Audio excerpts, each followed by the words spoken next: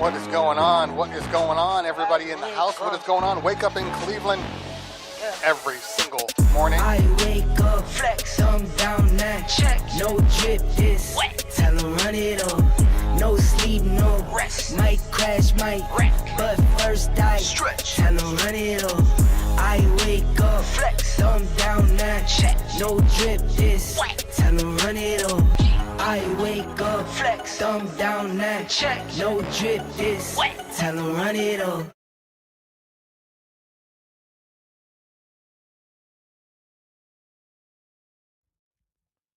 What is going on? What is going on? What is going on? Let me make sure my audio mixer is on. Check, check. There we go. Wake up. Tech Thursday. Cleveland Terry Show. A little bit of everything. A little bit of everything. We're gonna work through some stuff today. I saw on the comments that Manfred said, "I hope CT got some sleep. He works his tail off." And the short answer is no. I did not get any sleep because I'm working my tail off. That actually, I guess, which we'll get into, but that's one of the things that makes it tough to be an independent business owner. DJ Verse in the building. What's going on, fam? Good to see you. Good to see you. Yeah, that's one of those things that makes being an entrepreneur, that dumb catchphrase that everybody likes to use when they are trying to make an excuse for not having a job. Oh, I'm an entrepreneur. I have big dreams, so I can't possibly work a 9 to 5. I'm an entrepreneur. And while it is true that people that are like us that don't have regular day jobs, and some do. I'm not trying to say that's a problem.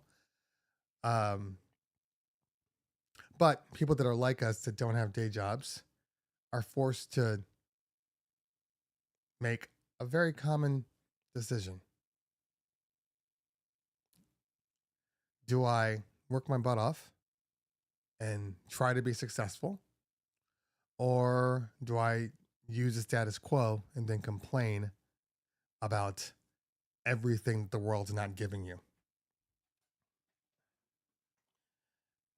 Now, I say that because there are circumstances that can prevent you from, being all you can be. There are definitely circumstances for that. And sometimes it really is just bad timing. You start something up, you create an idea, and for whatever reason, bad timing,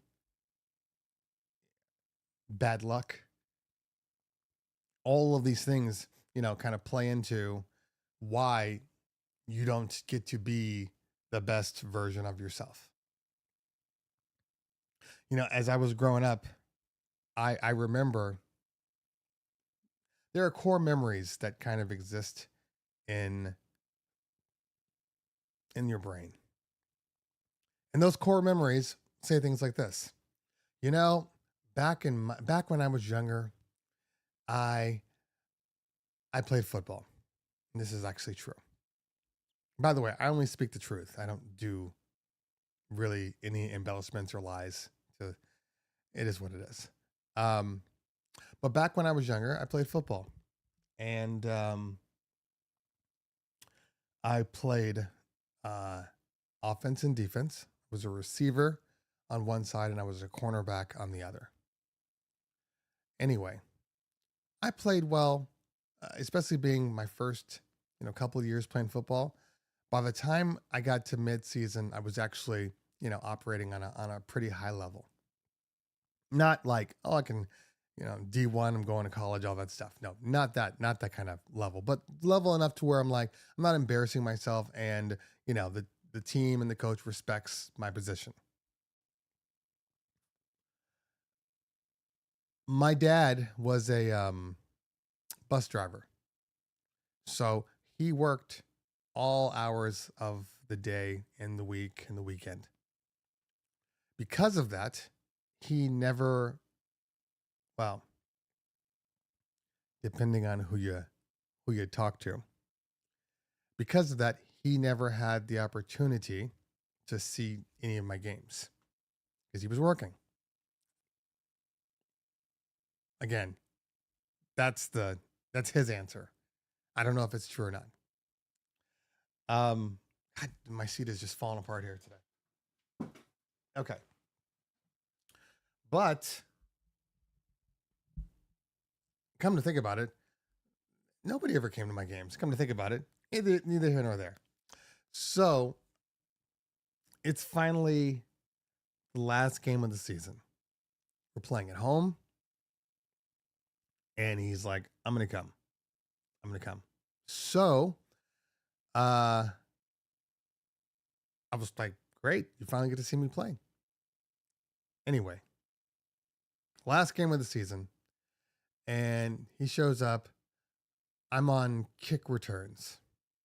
First thing that happens, they kick the ball to me. I fumble the ball a little bit, pick it up, run, get tackled after like 5 yards because I had fumbled the ball. That was the first thing. Second thing is, I was on defense, and I remember this, and I'm going to get to the reason why I remember this in a minute. I was playing defense, and they were at like the 5-yard line on their 5-yard line. So way, way back. Quarterback is obviously going to pass the ball. I can tell by the way his mannerisms are, by the way he's looking, everything. He decides he's going to throw. He's going to throw to my side. I know he's going to throw to my side. I absolutely know it. I feel it in my bones. He says hike. He backs up. Quick throw to my side. Now, I knew he was going to throw to my side, but I didn't choose to take a chance on the 5-yard line. So he throws the ball. Receiver catches it. I go to tackle. I miss my tackle. The guy gets another, 20 yards.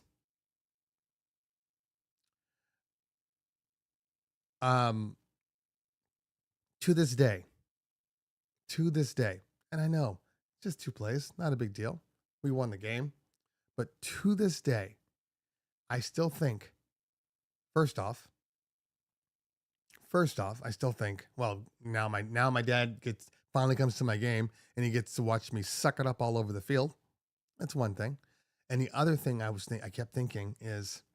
keep thinking, what would have happened if I would have just made that interception and took it in for the touchdown? What would have happened? What would have changed in my life? Would it have propelled me into a different status where, everybody's like, oh, that Cleveland Terry, he's the man, and all of a sudden scouts are looking at me different.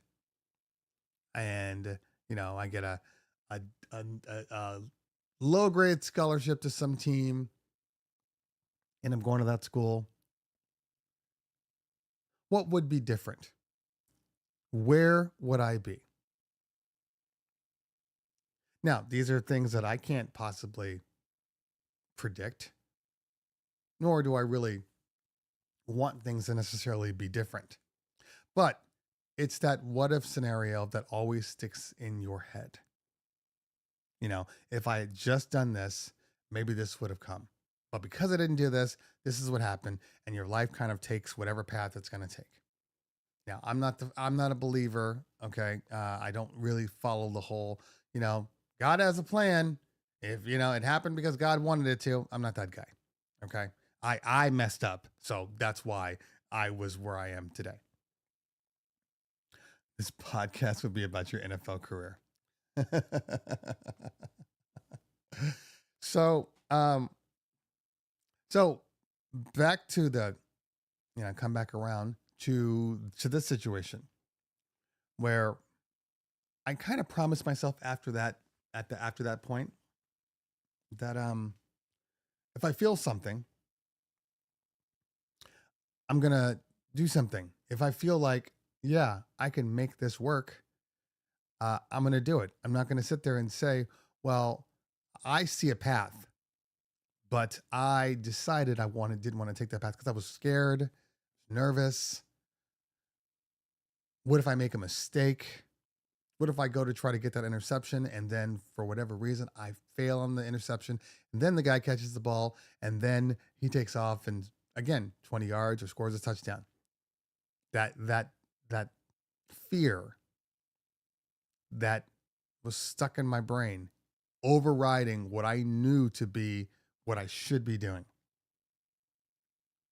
I wasn't going to let that dictate my life anymore. So,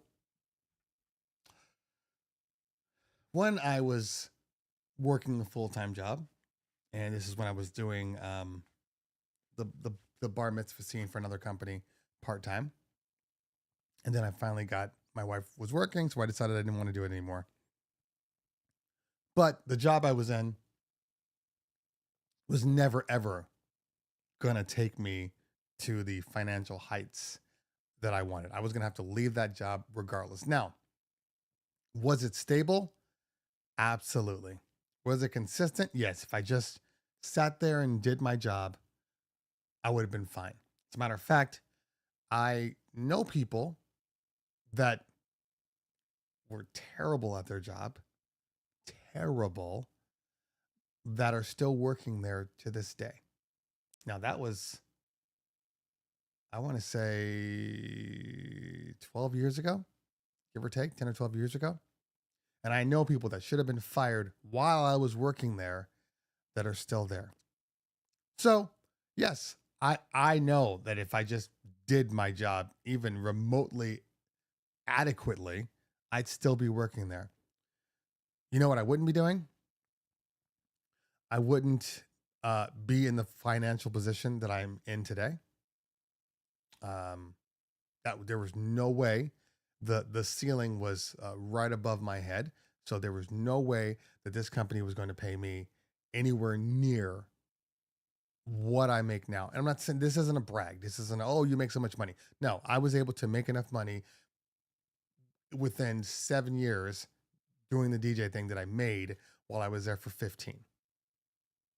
Okay.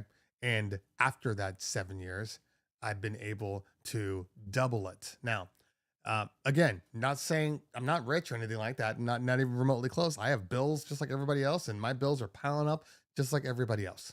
Okay. But the opportunities that present themselves from me being an entrepreneur would not have existed at the other company. So I just, like I said, I decided I wasn't going to let fear dictate what was best for me. And because of that, I gambled on myself, and my partner. Obviously, this isn't a one man gig, but I gambled on myself, saying I know that I'm better than this. I know that no matter what these other companies are going to do, they're never going to do, or they're never going to excel enough to where it makes sense. Now everybody's different. And I've said this. My daughter, my oldest daughter, she went to school. She's an office person. She likes working in it. She likes that consistency. She will never, I don't want to say never. It is unlikely that she will ever even try to be an entrepreneur. It's not in her DNA. It's not in her DNA. And that's for everybody. You are who you are. My son, on the other hand, is all about artistry and about being creative. So, a standard every day you go to work and you work this business thing, I don't think it's going to work for him. Now, I'm a hybrid. I can go to an office and work there and be just fine and excel and do what I do. But again, when you're at the mercy of people paying you, they're never going to pay you what you're worth. No matter how hard you work, typically you're not going to get paid for how you work and for what you do. If you bring in more money, it's not going to change. You're still going to get paid what you get paid. Yeah, you might get a little bonus, great, but you're never going to get paid. And then you got to deal with the whole political issues of favoritism and, who people like more. And, if you kiss ass, you're better. If that, I'm not doing that. So all I had to do was work hard. And the harder I work, the more money that comes in.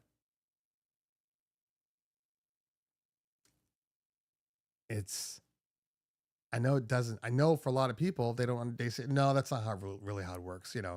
There's a lot of factors that go into this. And yes, you have to do all this and this and this and this. Yes, you are right. The factors, just because you work hard doesn't mean you're going to make more money. That is a fact. And that's a fact. Being an entrepreneur, YouTube is not receiving. What is YouTube not receiving when I get an error? YouTube is not receiving enough what? Sorry, guys. Drop my train of thought when I see errors that I've never seen before. It's enough to maintain a smooth. Okay. It's saying there's something's going on with my something is going on with my data. So there was a slight glitch. Okay. All right. Well, hopefully it doesn't get any worse. Hopefully. Okay. So, so I might repeat myself. So yes, so I'm fully aware of that. Not everybody can do what it is that we do, and not everybody can be successful because there's a business born every single day, and just as many businesses fail every single day. So I'm very, very aware of this, but I have done a reasonably good job of really making my company successful in a way that I'm able to leverage. You see, leveraging is the whole point, and which is going to get back to why I haven't slept.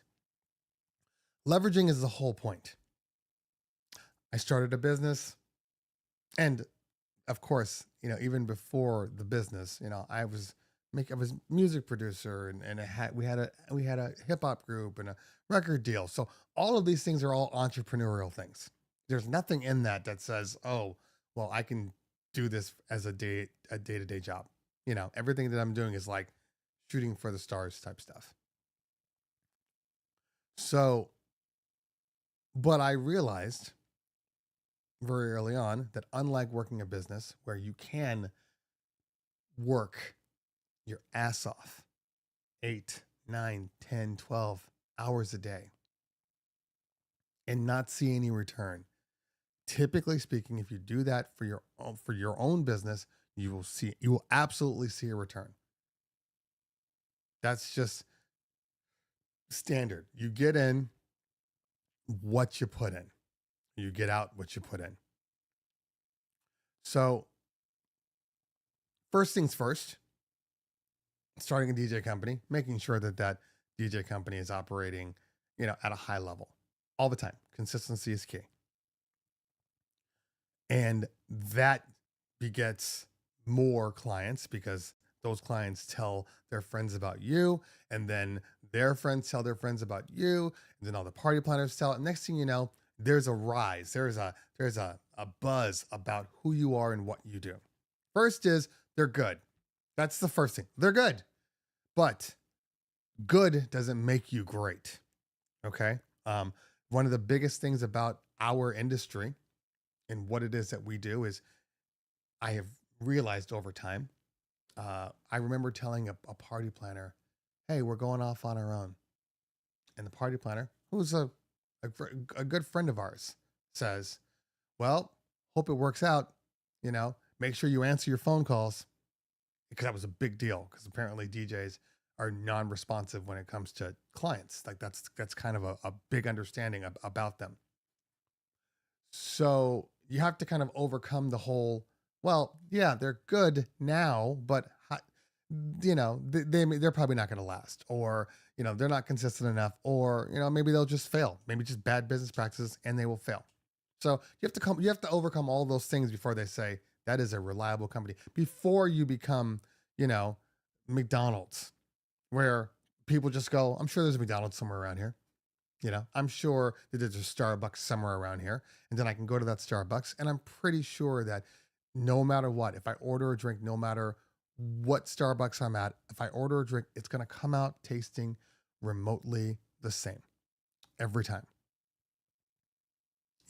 That confidence in your consistency, that a client says, yeah, I know no matter who I hire from them, no matter what I do, they're going to be good on my party.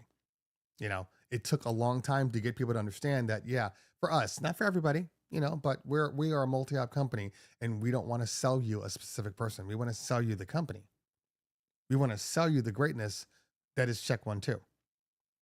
So it doesn't matter who you get. You're going to have a great party because we're going to send out a stellar crew. So, but it's not for everybody. It's absolutely not for everybody. Because it does take long hours. And in order to make money, or to make more money, there's only a couple of options. And this is the same for businesses too. You want to make more money. You pay people considerably less, and you just keep more. Just sell add-ons, uplights, photo booths, and then that makes more. You create another business that makes more. I mean, look, when it's all said and done, every add-on that you bring in for your company, for your DJ company, every add-on is essentially, people don't look at it this way, but it's essentially another business. Now, it might be a smaller version of a business, but it's still a business. So what do I mean by that? I mean,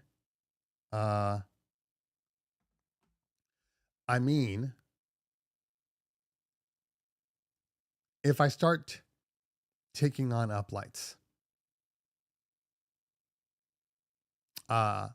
if I start selling uplights, people start renting them, doing their thing. They go out every single weekend. I am a small time lighting company. The same companies where they come in and they do the pen spots on the tables, and the gobos and the color washes, all of those things. I'm just a small version of that. If I sell TVs, same situation. I'm an AV company, small version of that. Who's to say that you can't make a company out of that? So that's what we did. Yes, we do have our standard DJ company. It handles everything, every single party under the sun. But then there's also a piece that is just AV, where we come in and we do full on production. We'll light your tables. We'll do the color washes. We'll put the gobos up. We'll bring in the TVs. That's a whole nother company. You might not think of it at that way, but that's a whole nother company. And leverage is key, because you couldn't even do any of these things if your client did not have confidence in the fact that you could do it. You see, once you get to a certain level where people just know who you are and know the quality of work you do, they are more receptive to giving you more opportunities to do things. Hey, yeah, I'm looking for a photo booth operator. Do you guys know anybody? Oh, we have one in the house. Oh, you do? Oh, well, I've already booked this. I'll just use you too. Sounds good. Hey, just so you know, we have a 360 booth, photo booth. We have some up lights. Yeah, we can just bring all that stuff and handle it. Oh, you can? Perfect. You do it all. I'd rather just pay one person. This week, I have been working my ass off, and I'll tell you the story. Been working my ass off because as you guys know, we bought an LED wall. We actually bought a very large LED wall. It's actually humongous. We actually have enough tiles to do 2 simultaneous LED walls. And, I've been traveling a lot. So, and while I was traveling, we were concerned because we had bought the LED wall, and but and we when you buy a product, excuse me, when you buy a product for your business, at least for me, I like to see what the buzz is like before I decide if I'm going to buy some expensive thing, and that could be a photo booth, that could be a 360 booth. For me, I want to be able to, any product that I buy, I want to be able to recoup the cost of said product within 3 to 4 events. 3 to 4 events. Sometimes less, but 3 to 4 events is a good amount for me. With the amount of events that we do, 3 to 4 events happens pretty quickly. So I can recoup my cost really fast. So if a product cost, I buy a new photo booth, maybe that photo booth cost $2,000. Maybe it's 25 once you factor in the iPad, or the 3,000 once you factor in the printer, all that stuff, if you don't have them. So we'll say $3,000. And maybe I charge, $1,000 for the photo booth and the printer every time that it goes out. Well, within 3 times, I will make that money back. Same thing with our AV, same thing with TVs, all of these things. I won't go in and buy them if it's just going to sit in my warehouse and make me really, really slow money. Slow money doesn't really help a business. It just, you spent the money and you can't recoup your cost. You're just, essentially, you just lost money. Yeah, at some point you'll recoup it, but if it takes you 3 to 4 years to recoup it, it's not a good business purchase. It's just not. It doesn't make sense. Darth Vader in the building. What's going on, fam? So instead, I try to do things that are going to make me fast money, things that are popular, things that I know I can recoup my cost. Once I recoup my cost, everything else is pure profit. Then it's always a success. Even if you recoup costs and then it only goes out once a month, and so maybe it goes out once a month, and let's say you're charging $1,000. Well, if it took you 3 months to recoup your cost and then it goes out once a month, you've just made an additional $9,000 that year. So that's valuable. We knew that we were going to be able to sell the LED wall. We knew we were going to be able to sell an LED wall. We knew that because they're going out first off. And this will answer Kayla's question too. We work every single weekend. Sometimes, 6 to 12 events every single Saturday night. So, and we work for a lot of high end, but also mid and low tier clients too. Some clients book basics, some clients book all of it. Or more importantly, even if they don't book all of it from us, you get to the event, you get to the venue, and you're like, oh my God, these people just spent $500,000 on this thing. So when they're spending $500,000, you have to think to yourself, okay, they're paying somebody. They're paying somebody for this.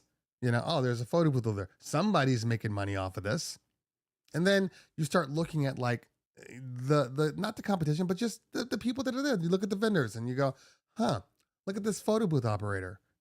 I see him every single weekend. And I know he's sending out 4 and 5 other photo booth people, vendors. And then I start to think to myself, why is it that he's the only one allowed to make money in this field? Why is he the only one allowed to have his own photo booth? Why can't I have a photo? No, I'm looking at their stuff. I know what you're using. I know the product you're using. This isn't technically hard. So why is it that he gets to have all the money? Why can't I have a piece of it? Not all of it. I'm not trying to put people out of business, but why can't I have a piece of it? That piece for me is the difference between, you know, his may be making him his livelihood and more so. Okay. So his livelihood's making is earning him a living. But if I want to make more money, why can't I have it? Why do I have to use you? We're not partners. You're just another company. There's enough work for everybody. So why can't I tip it, tack into this a little bit, tap into this? Why? So I can look around and see, okay, that's popular, and that's popular. And the first time I look at it, I don't just jump at it. Oh, this is popular. Let me go buy it. No, I want to see how often. I want to see how often that when my phone rings and I pick up that call for that client, I want to see how many times that client's saying, "Hey, by the way, do you have this kind of booth? Hey, by the way, do you have this kind of thing?" And if a client asks me enough, I have to start to think, why aren't we doing this? The client's asking me anyway. Now, there's a difference between being shrewd and being opportunistic. Okay. If the client is calling me saying, "Hey, I'm going to use this so-and-so, this party planner, this photo booth, this LED wall." And I say, "No, don't do that. Use ours. Ours is just as good. Don't take them." If I do that, now I'm shrewd. Now I'm kind of being an ass, right? Even though it's completely legal, but from a moral standpoint, yeah, maybe you feel a certain way. But if a client calls me and says, "Yeah, I want to do an LED wall, I want to do a photo booth, I want to do some uplights, I want to do this," and I say, "I have that," and I don't know who they were or weren't going to book. I have that. I'm opportunistic. That's not shrewd. And I'm just trying to, make use of the contacts that I have. So then if they book me, that's great. But that's how I kind of find out what's popular. So the last thing that we just purchased, very expensive purchase, was an LED wall. 2.9 pitch, in case you guys are going to ask. Indoor. Okay. Back off. Novastar processor. Anyway, so we decided to buy. Now we paid more because, now, as we realized, my partner just kind of mistook the squares for the tiles. And anyway, so to make a long story short, so we have extra, which is good. So when we do get big enough, we can do more now. But even at the amount that we paid, we're still going to be able to recoup our cost in 3 to 4 events. I say this because right when we bought it, we already knew that there were people asking for LED walls. We already knew that. And once we said to people, "Oh yeah, we have an LED wall, it's coming in." Yeah, planner's good. Theo. Once we tell just the party planners, "Hey, we have an LED wall," the first time we told them, which was just a few weeks ago, maybe 3 weeks ago, 3 or 4 weeks ago, we told them we have an LED. We just ordered an LED wall. "Oh, will it be ready on May 10th? Will it be ready on this? Will it be ready on this?" Automatically, people want to use it. That's how we know where the demand is. So we had a client who was like, "I need an LED wall for May 4th. Can you do it?" And we're like, "Look, we're ordering it. It's coming from China. It's got to be on the boat. It's got to go through customs." Like, we're not really sure, but we think so. The estimated delivery time is like right around, I think it was like April 20th, somewhere around there, April. I said, "But, we haven't used it. We haven't installed it. Like, we don't know." And she's like, "It's okay. We'll use you." We gave her a reduced price to kind of make it more enticing. And this entire week and a few days last week, we have been, I think we installed it on Sunday in my warehouse, and it's not even big enough to do, not big enough. The size that the client wants is too big for where we positioned it in the warehouse. There is a place for it, but not where we positioned it. And once you start building LED wall, you don't just, take it down and then move it to the side.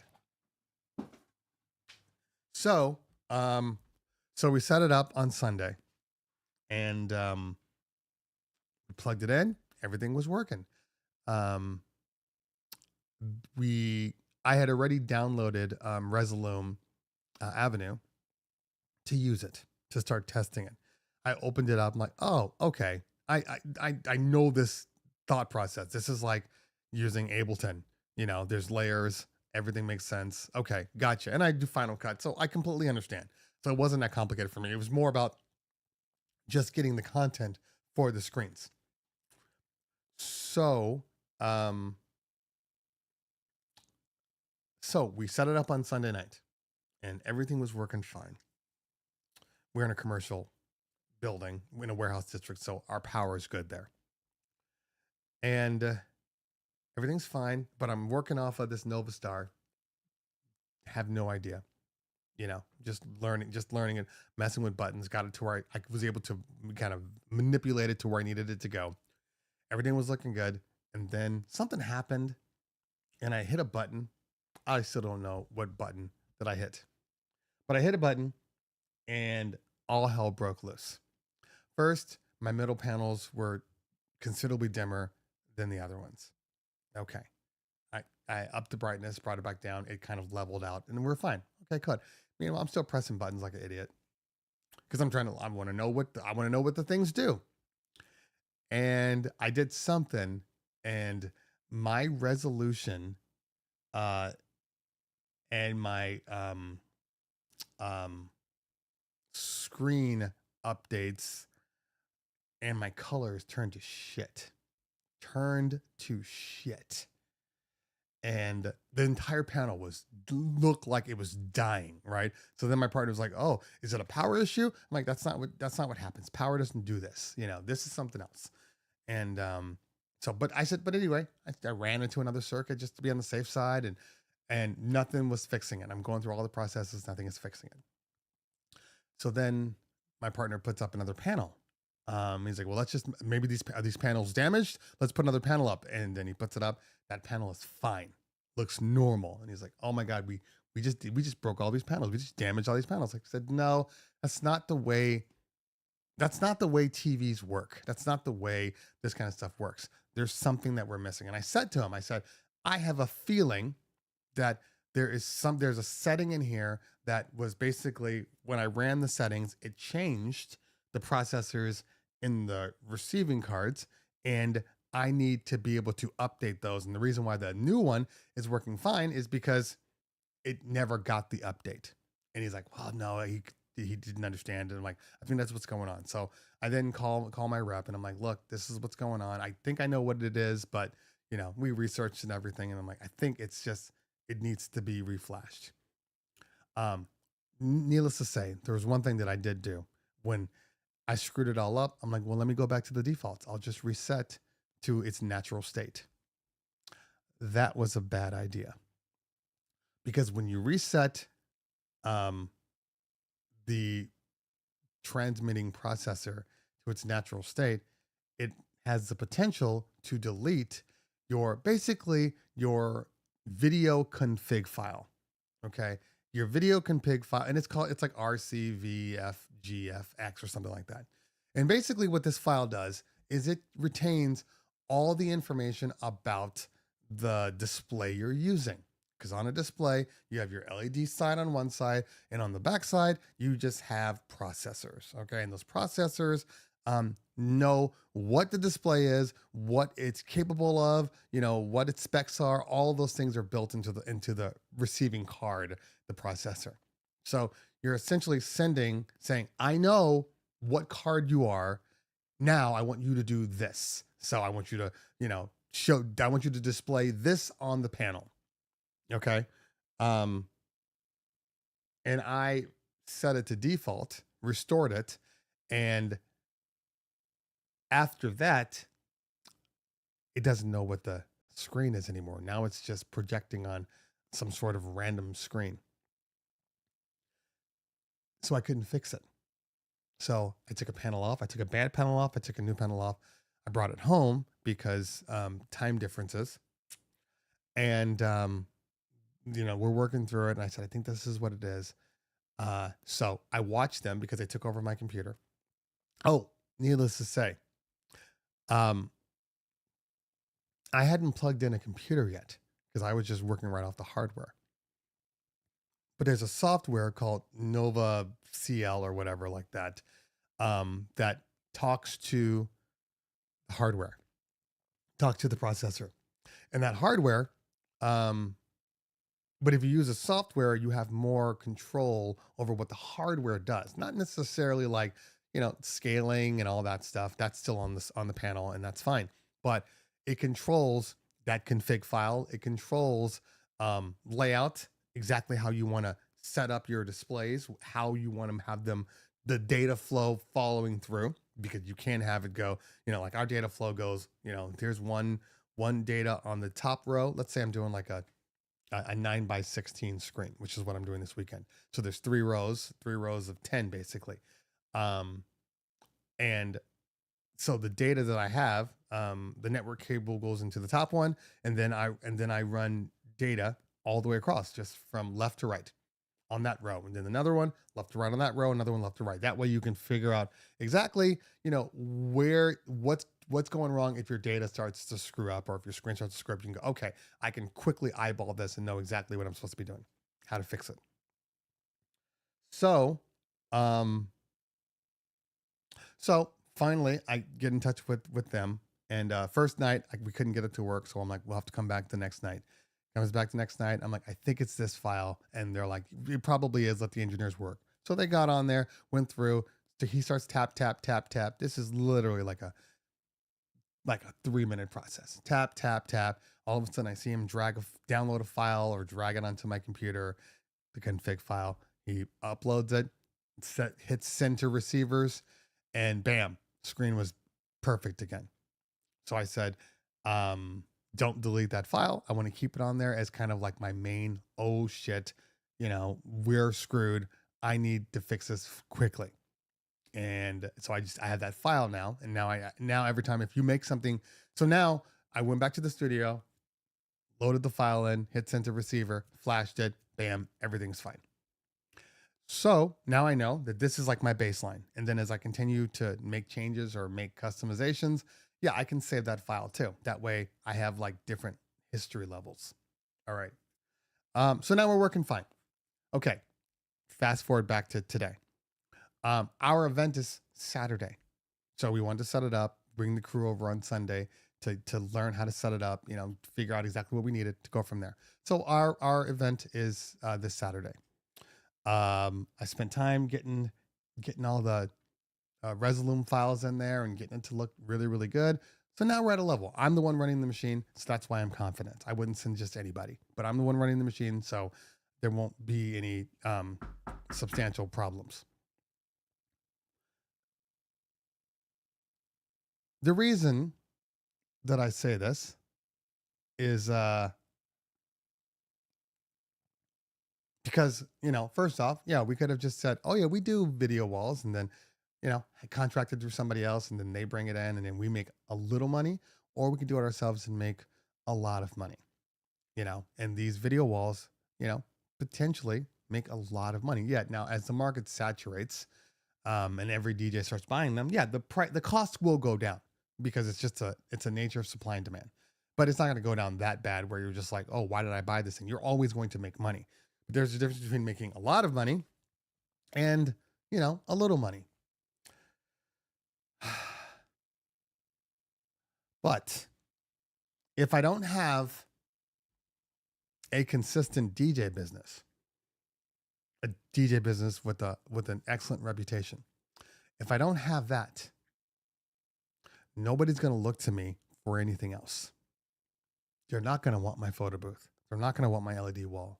They're not going to want my video when we do video montages. So we send video projectors and screens to the parties. They're not going to want all of that. They're not going to want any of it because you can barely do your job as a DJ. So why would I hire you to do more? So I am leveraging my core company to create other businesses. And these other businesses can 100% operate on their own.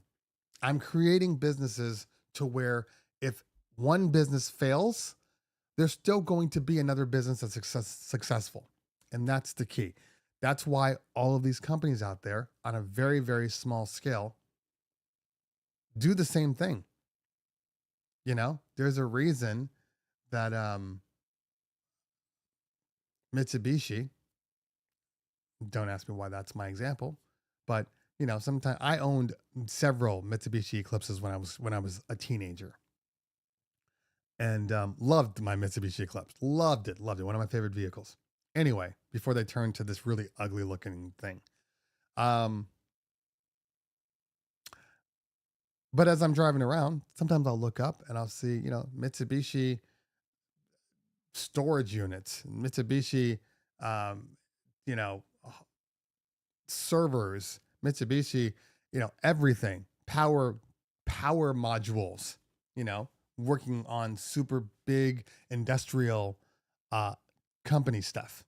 So I've seen all this, and I say, well, why would Mitsubishi, who makes cars, do this? Well, because they have an opportunity to leverage their businesses to make more businesses and then to make more money.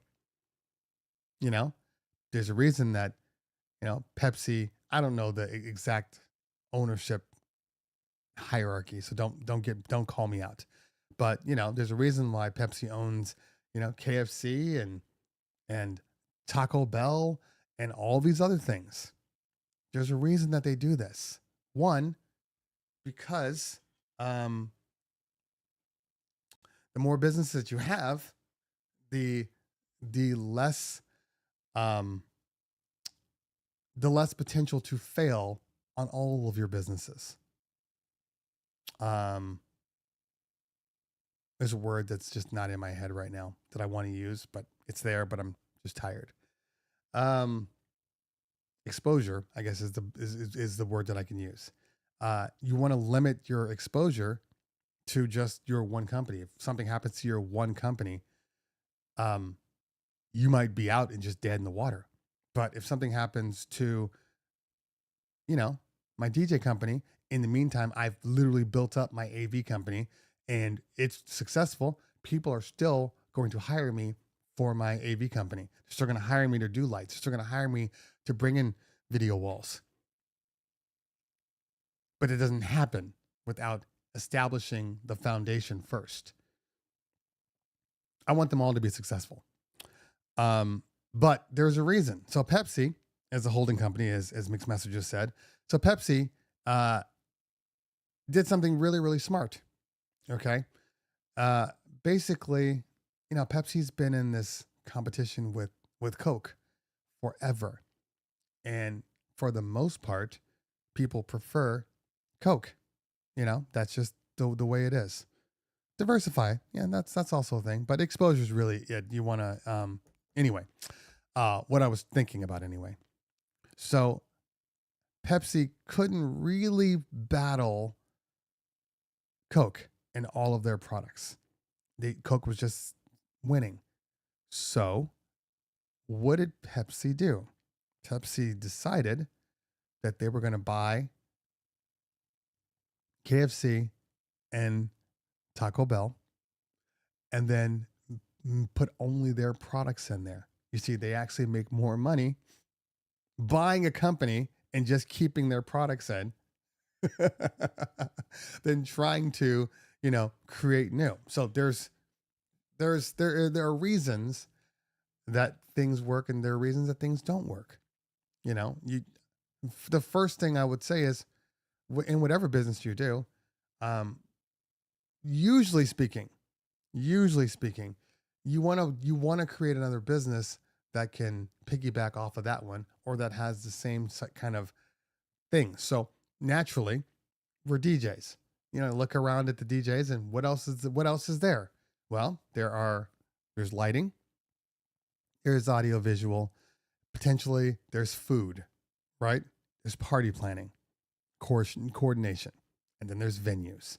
All right. And photo booths and vendors and all that stuff, right? So you can say, as a DJ company, what do I want to do? Well, I can do a photo booth because that's always here. I can do LED wall because that's at a lot of my parties. Definitely get some video projectors because people are always wanting to show montages. I could do day of coordination because there's a couple of people out there that are doing that all the time. So why can't I do it too? I can do full on party planning if I choose to because I'm at all these parties. I do all the schedules. I bring in half the stuff. Why can't I just finish it off? And then the last one is, well, why is this venue always working? I know that the market for this area is under appreciated for venues. So I can put a venue here and then I can get people in here every week. It's all still being leveraged off of your core business. So that's what you should do. But don't say, oh, well, I'm a DJ.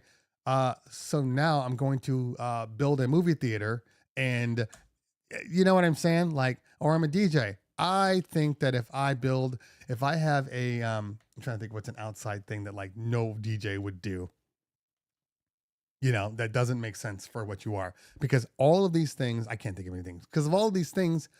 I have warm sales, not to be confused with cold calls and cold sales, always coming in. Always people asking me, what else do you sell? All of these things. Why not capitalize on them?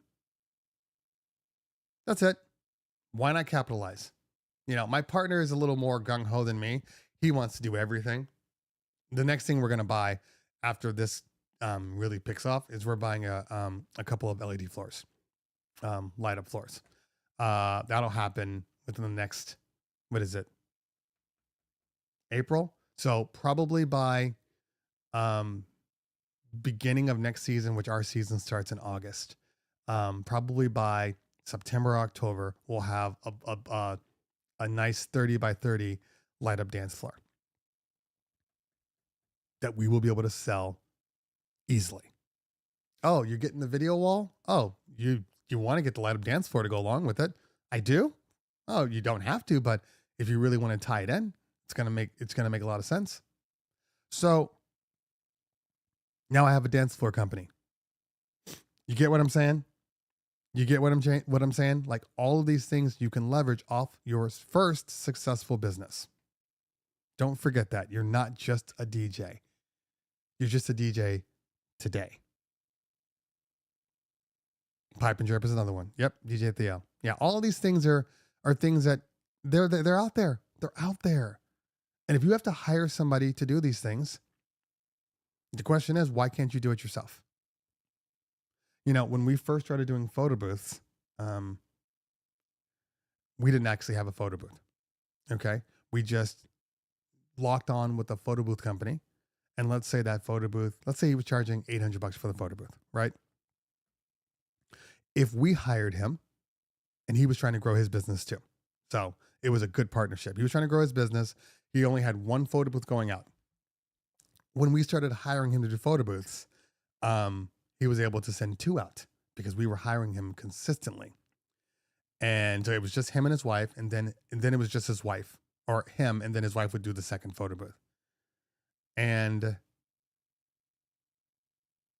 But meanwhile, while we are selling this photo booth and it's on our brochure because we have a reliable contractor, it's on our brochure. We know exactly how many are out there. So at a certain point, we can buy our own photo booth. And then, a few months down the line, maybe we still use him, but we also use ours. And then when we get to that second photo booth, then we use him again and so on. So yes, we are not pushing him as much, but we've also not held him down because he's worked all these parties. So he's had plenty of opportunities. We never said, make sure you say it's check 1, 2, and blah, blah. He had every opportunity to keep doing his business, but his business went out of business. He stopped. He had to sell it. I don't know why, but he had to sell it. Meanwhile, we're still, you know, we're still sending out photo booths. So for us, we have currently 2 photo booths in house that we send out at all times. And then we have 2 photo booths in house, and then we have 3 photo booth vendors that we use for overflow.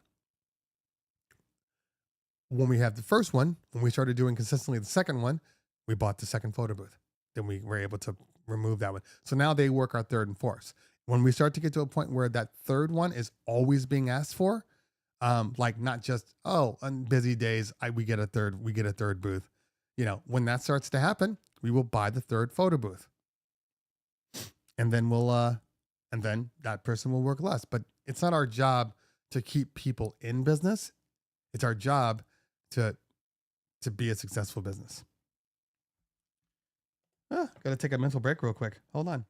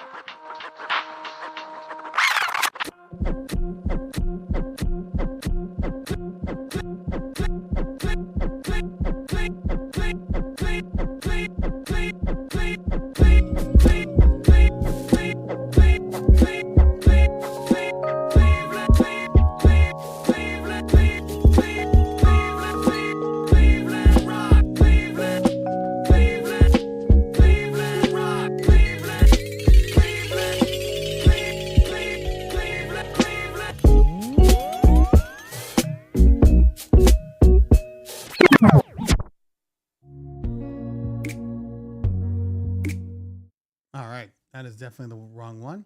All right, let me just get my comment section rolling here. All right, so that's enough of a starting story. That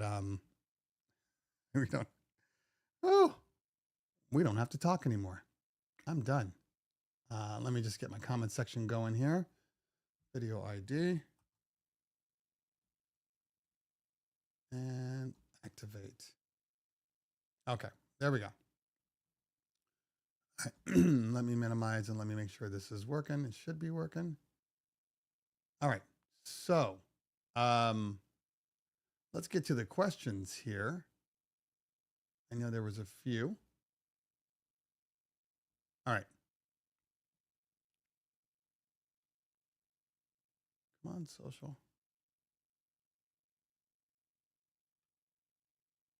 Okay.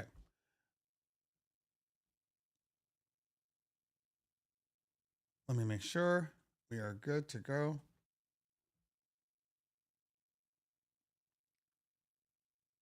I don't see my test. Anybody see a test? I don't. Okay.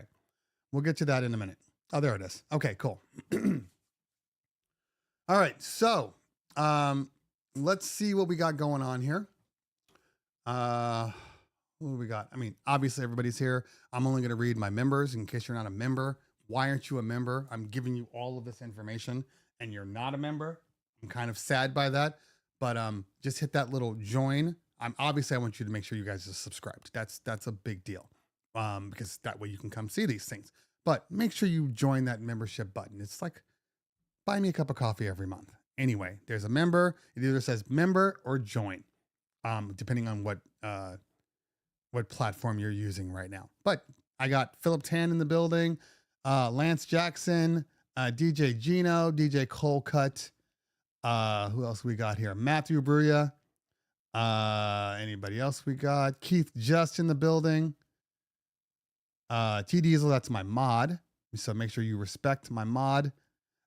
Yeah, hit that membership. Show some love. Also, the one thing that I know that there is a potential for that we are not utilizing. I love you guys. Thank you guys for always being here every Thursday.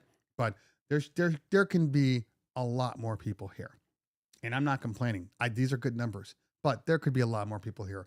So make sure you guys are if you can do me this favor, share the stream. Share it to those community forums. Let people know, hey, you know what?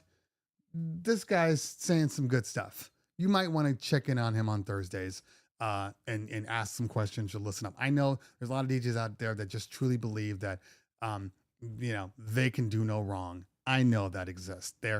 I'm smarter than you. Like, I know that happens out there. I'm not an idiot.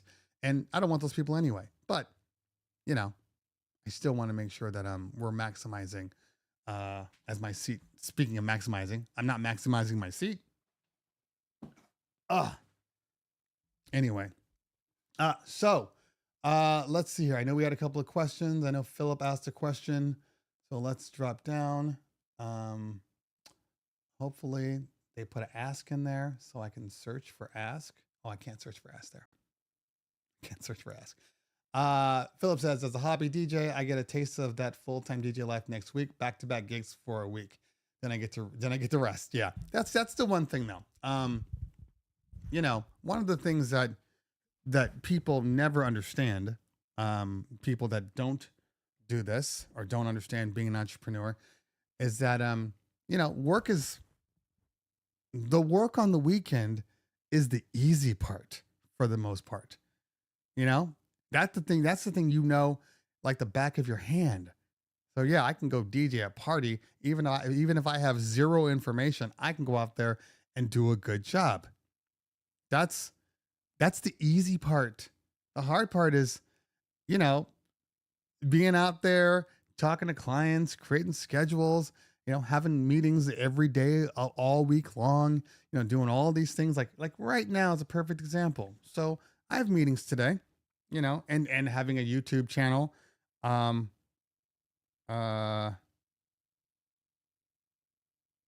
Okay. Sorry. I'm just reading stuff out here. Anyway, for my LED wall this weekend.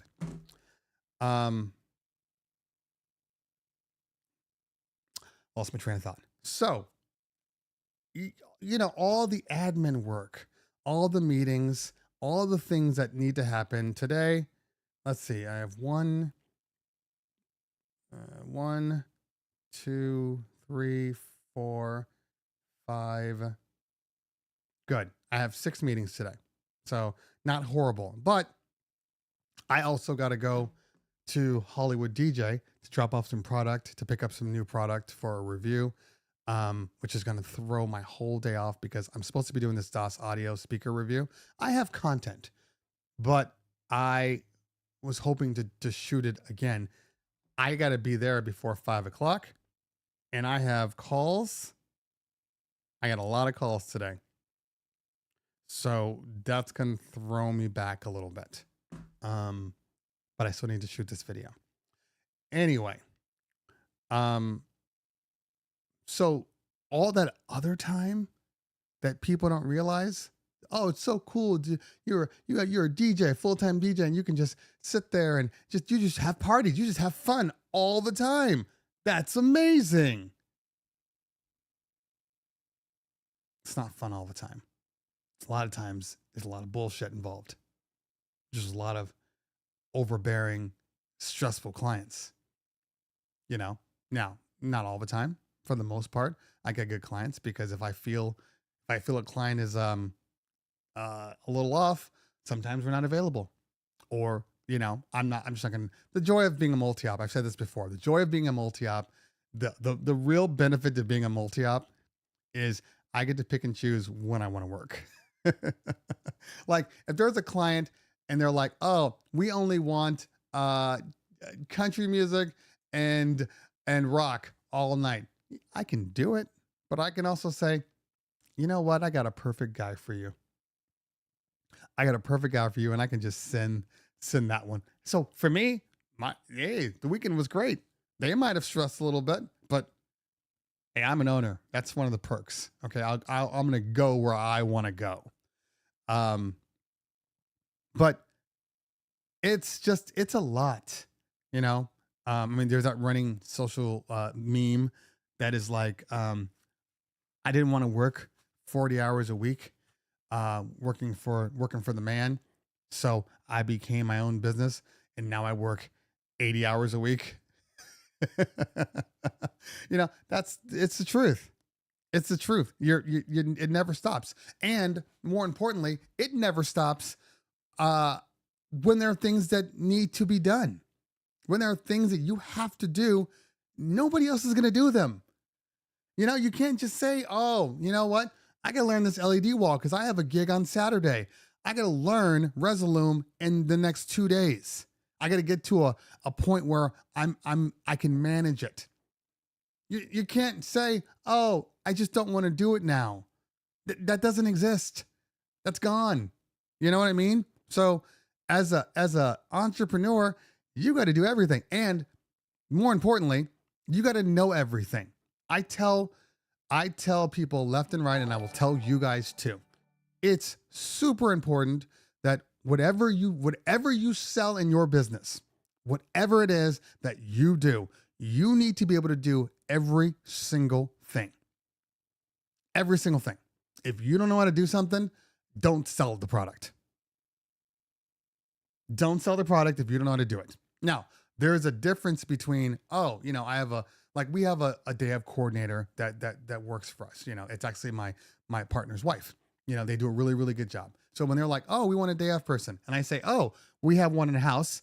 This is the person. Oh, well, can you tell me about it? I can tell you the cliff notes, but for everything else, they're going to call you directly, and then they're going to take care of it because it's not really my business. It's theirs. Oh, okay. But I'm not selling anything that I can't really speak about, besides those, when you have vendors, it's different. I have people that are like, oh, I need an airbrush guy. Oh, I have a guy. He does really great work. We work with them all together. Yeah. Here's his contact number. Call him, Oh, can I just book through you directly? You know what? I mean, if I sell it directly, sure. But if I don't know, go through them. But if I sell it directly, I need to be able to know how to do it. So there's not a single product that I sell, photo booths, video projection, LED walls, lighting for the venue, that I can't do myself. That if I have to go in there alone to set up everything, that I can't do myself. That's how you know your business. That's how you know the pulse. That's how you know what the business is capable of. So when you're talking to people, you're talking to them with facts. You're not just blowing smoke up their asses, telling them what you think they want to hear. And then you get to the party and you ruin it. You got to be able to know everything. So it drives me crazy when I see entrepreneurs that are like, oh, no. You don't need to know everything. You just need to put the right people in place. Well, that's fine. But if you can put the right people in place, but if you don't know what the hell they're doing, you don't know if they're taking advantage of you. You don't know if they're doing really quite what you thought they're better than you at it, but you don't know if they're really good. They're just better than you. But once you start to learn and understand, what it takes to do whatever it is that you're selling, you have an appreciation for it. And now you can communicate it effectively. I know these things seem like common sense things, but that term entrepreneur it's been twisted. Now, everybody without a job is an entrepreneur. Everybody with an idea is an entrepreneur. No. A single idea doesn't make you an entrepreneur. The work involved, the success involved, that makes you an entrepreneur. Okay, back to the questions. Where I need to make this bigger. Pause. Okay. All right.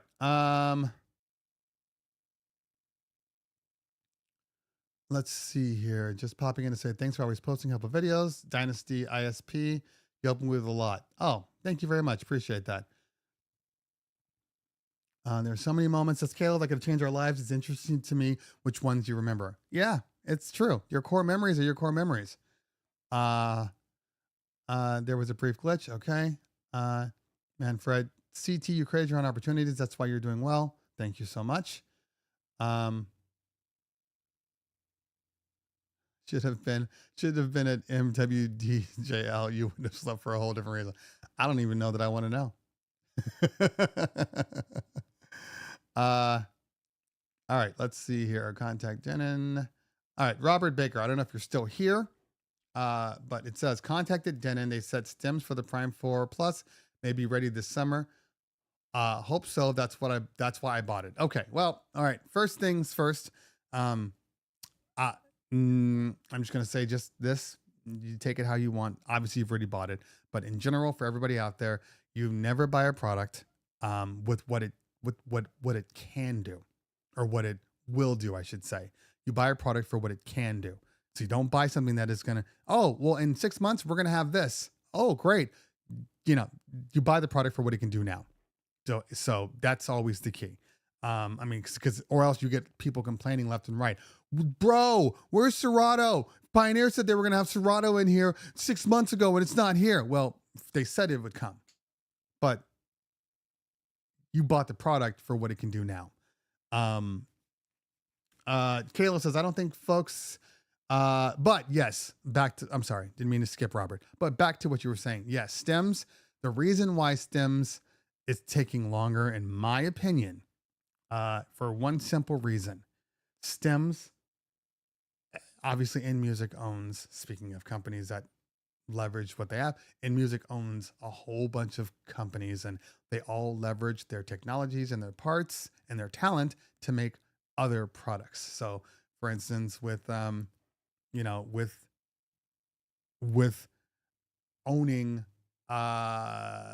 Denon, with owning Newmark, and Newmark comes out with the Mixstream Pro Go with speakers. They take those speakers and then they put them on the next Akai MPC, and then now there's speakers on that. So they leverage their stuff left and right. The one thing that I noticed was that when stems came out for Engine, it was trash. It's absolute trash. We knew it, they knew it. There wasn't anything. But in the meantime, Akai has been in the back solely making products for their production devices that can utilize their version of stems. And their version of stems, for strange reason, is good. So I think what's happening is once Akai made their version of stems, Denon said, why are we making our own? Or Engine said, why are we making our own? Let's just use theirs. So I have a feeling they're porting stems over from the Akai MPC line. And at the moment, the stems was only software based. So you had to use it through the Akai MPC software. But very soon, and I haven't followed it as quickly, it might be now, I don't know, but very soon they're going to make it native to their hardware devices. That's Prime 4 right there. Absolutely Prime 4. So I have a feeling that once it becomes native on the MPC line, it's absolutely going to become native on the Prime 4 line, or within a couple of months. Okay. All right, let's see here. All right, Philip Tan says, in your mind, CT, what separates a DJ gig from a production gig? Well, you don't have to be the DJ at an event to still run production. So production technically encompasses sound, not the DJ, but sound, lighting, furniture, dance floors, LED walls, party planners. That's all production. You are producing the event. As a DJ, yes, we are part of the production team, but we are just one element of the event. Now, in some cases, it's just DJ only that happens to be at a place. So yeah, technically speaking, you are producing the event on a very limited scale. But to be a production company, it pretty much assumes that you do it all. But you don't have to you don't have to have a DJ in the production company. Like they'll just say, we want you to come in and bring all the sound in, bring all this. We have a DJ and potentially you're setting everything up and you're like, okay, DJ, give me your writer. What are you using? And then you come in and bring all the stuff in. So that's the difference in my book anyway.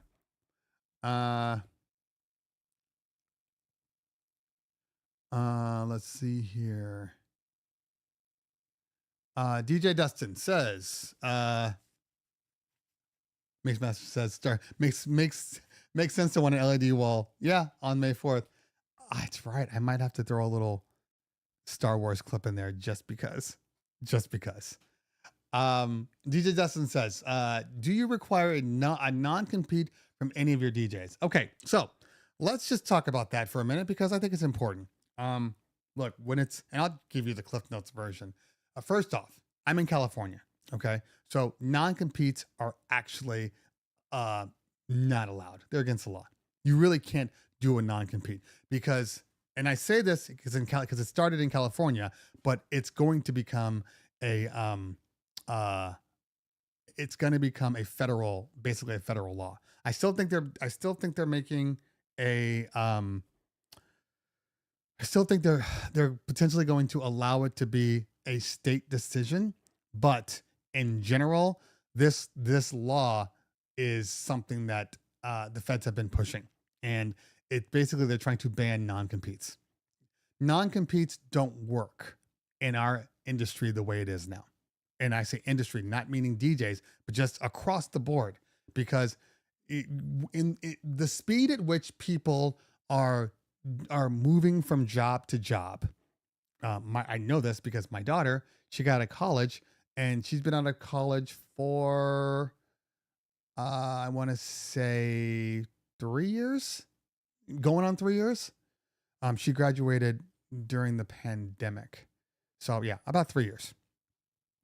In those 3 years, she has changed 3 major jobs. She's changed 3 times, 3 major jobs. So when I was growing up, I was like, what do you mean you change jobs? No, you stay in that job and then you build from there. No, the way people are getting raises nowadays and getting more money is they literally will leave their job. So it used to be if you worked for a job for a year, you were bad. Nobody wanted to hire you. Now that's like the average. If you work for a job for a year, they're happy. Like it's just a whole new world now. So because of this, the argument for non-competes has always been the same. Okay. You cannot stop a person from earning a living. If their specialty is DJing, you cannot say, well, I don't want you to work anymore. I'm going to fire you or you're going to quit. You're not allowed to take any gigs. Oh, so you're telling me I'm not allowed to earn a living with the skill sets that I have in my possession? That doesn't seem fair. So California non-competes are illegal. They don't exist. If you sign a non-compete, they can't enforce it. They cannot enforce it. Because every judge will say they got to be able to earn a living. Now there's a difference between non-compete and somebody working for you and literally stealing your business. That's different. Okay. But if a DJ works for me, and then on Friday nights, he has his own weddings. He works for clubs. He does all these things. I don't have a problem with that. So my non-compete is very simple. Okay. On Saturdays, I need you available. All right. I will give you work every weekend. And if you're not going to be available because you took a wedding or something like that, then you just try to give me notice. Okay. Because, I have a business to run and you're trying to do your thing. The one thing you can't do if you work for me is you can't do bar mitzvahs.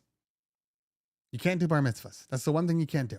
If you start doing your own bar mitzvahs, you can't work for me anymore because now I don't trust you. And now I don't know if you're trying to take my business away from me. So you can't do bar mitzvahs. You can do everything else. I don't care. So yeah, but yeah, there are no non-competes and within a few years, that's not going to even exist whatsoever. So I don't think you have anything to worry about.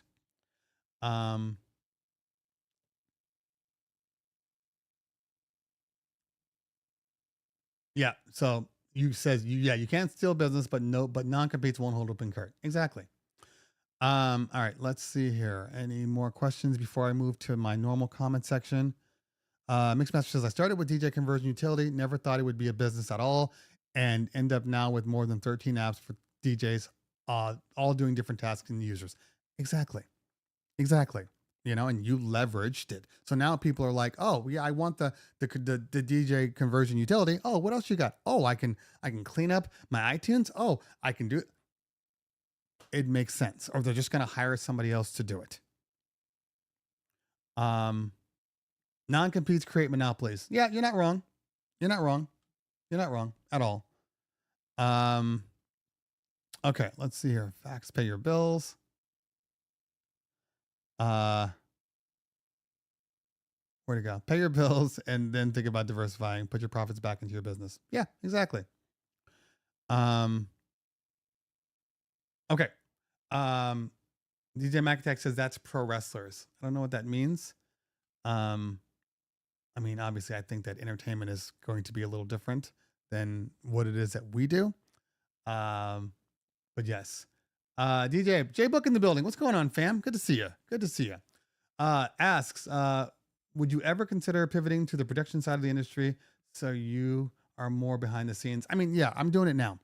I don't know when you came on, but we had an extensive conversation about this. But yes, at a certain point, look, I'm always going to love DJing. That's in my bones. DJing since I was 13 years old. That's not going to change. I love making music and production. That's not going to change. What will change is is how many times that I do DJ, for the business. Do I only do it when I want to because, oh, this sounds like fun. This will be entertaining, whatever. I will do it then. But in general, yeah, I am at a certain point. I just want to be that guy that just, can get there, make sure everything's good, and then leave. I don't mind. It's not an ego thing. Like I don't want, and I tell my DJs this all the time. So I probably said it to you. I don't want to be the best DJ. I never want to be the best DJ in my company. If I'm the best DJ in my company, that means we're not really growing. It's contingent upon me to keep the business afloat. It's contingent upon my partner to keep the business afloat. That's not good business. Now you're limited. It's the same thing that I tell people when they have their business, their DJ business is their name. I'm DJ Dustin Productions. I'm using him as an example. Okay. I don't know what DJ Dustin's company name is. I have no idea, but I can tell you this. If you want to grow as a business, you can't be DJ Dustin. You can't. You can be successful as DJ Dustin, but you can't really grow your business because your business will be limited to what it is that you personally can do. Okay. You personally, when people call, I'm calling, hey, DJ Dustin Productions. Hey, yeah, I need a DJ. Oh, great. Well, I have Sam available. Who's Sam? I called for DJ Dustin. Your name is on there, right? So you must be the best. I want DJ Dustin. But yeah, I'm trying to expand my business stuff. Yeah, but I don't know those people. I only know you. I saw you and you're DJ Dustin. So I want DJ Dustin. You automatically create roadblocks in your ability to sell, and to expand your business by having your name. But you can have, and you want to do a play on your name, whatever, the initials, whatever, fine. But when it's you, the DJ Dustin show, it's never going to grow to where it can grow. Okay. So, basically when we first started, my partner, Paris, he was the guy with all the buzz. Okay. I was a DJ, but in our industry, the MCs are the ones with the buzz, when they book, even though the DJ is just as important and a lot of times more important. What clients consumers see is very, surface level. Only the smart ones truly understand that. Oh, no, no, no. I want to make sure my DJ is good. Yeah, the MC, whatever. So anyway, when we started the business, people would call, "Hey, I want to book Paris. I want to book Paris. I want to book Paris." Then it came to a point where Paris wasn't available. So Paris would answer the phone. And this is from experience. Um, Hold on. Sorry. My guy is texting me. Um, so, um, when we were starting out, I was working, he was working, but we had Ring Central, so the phones were ringing on both, and he would answer them when he could, and I would answer them when I could, depending on timing. He would answer them, and he'd be like, check 1, 2. Hey, this is Paris. Oh, Paris, you're the one I wanted to talk to. Yeah, I saw you at this party. You were amazing. I want to book. I want to book you. Oh, I'm sorry, I'm not available. Oh, you're not available? Oh, okay. Well, never mind then. Well, I have other people. Yeah, it's okay. There's another guy that I thought was good too. I'm just gonna hire him. Huh. Okay. So then I started taking on the phone calls. And trust me, my wife didn't love this part. I started taking on the phone calls. And if people called and they're like, "Hey, yeah, I saw one of your teams at this party, and Paris was the MC, and Paris was amazing. And so I want him." And if I say, "Oh, you know what? Unfortunately, he's already booked on an event, but I have some other great MCs that I want to send you so you can kind of see them." Oh, okay. What's the difference in what I said versus what he said? Absolutely nothing.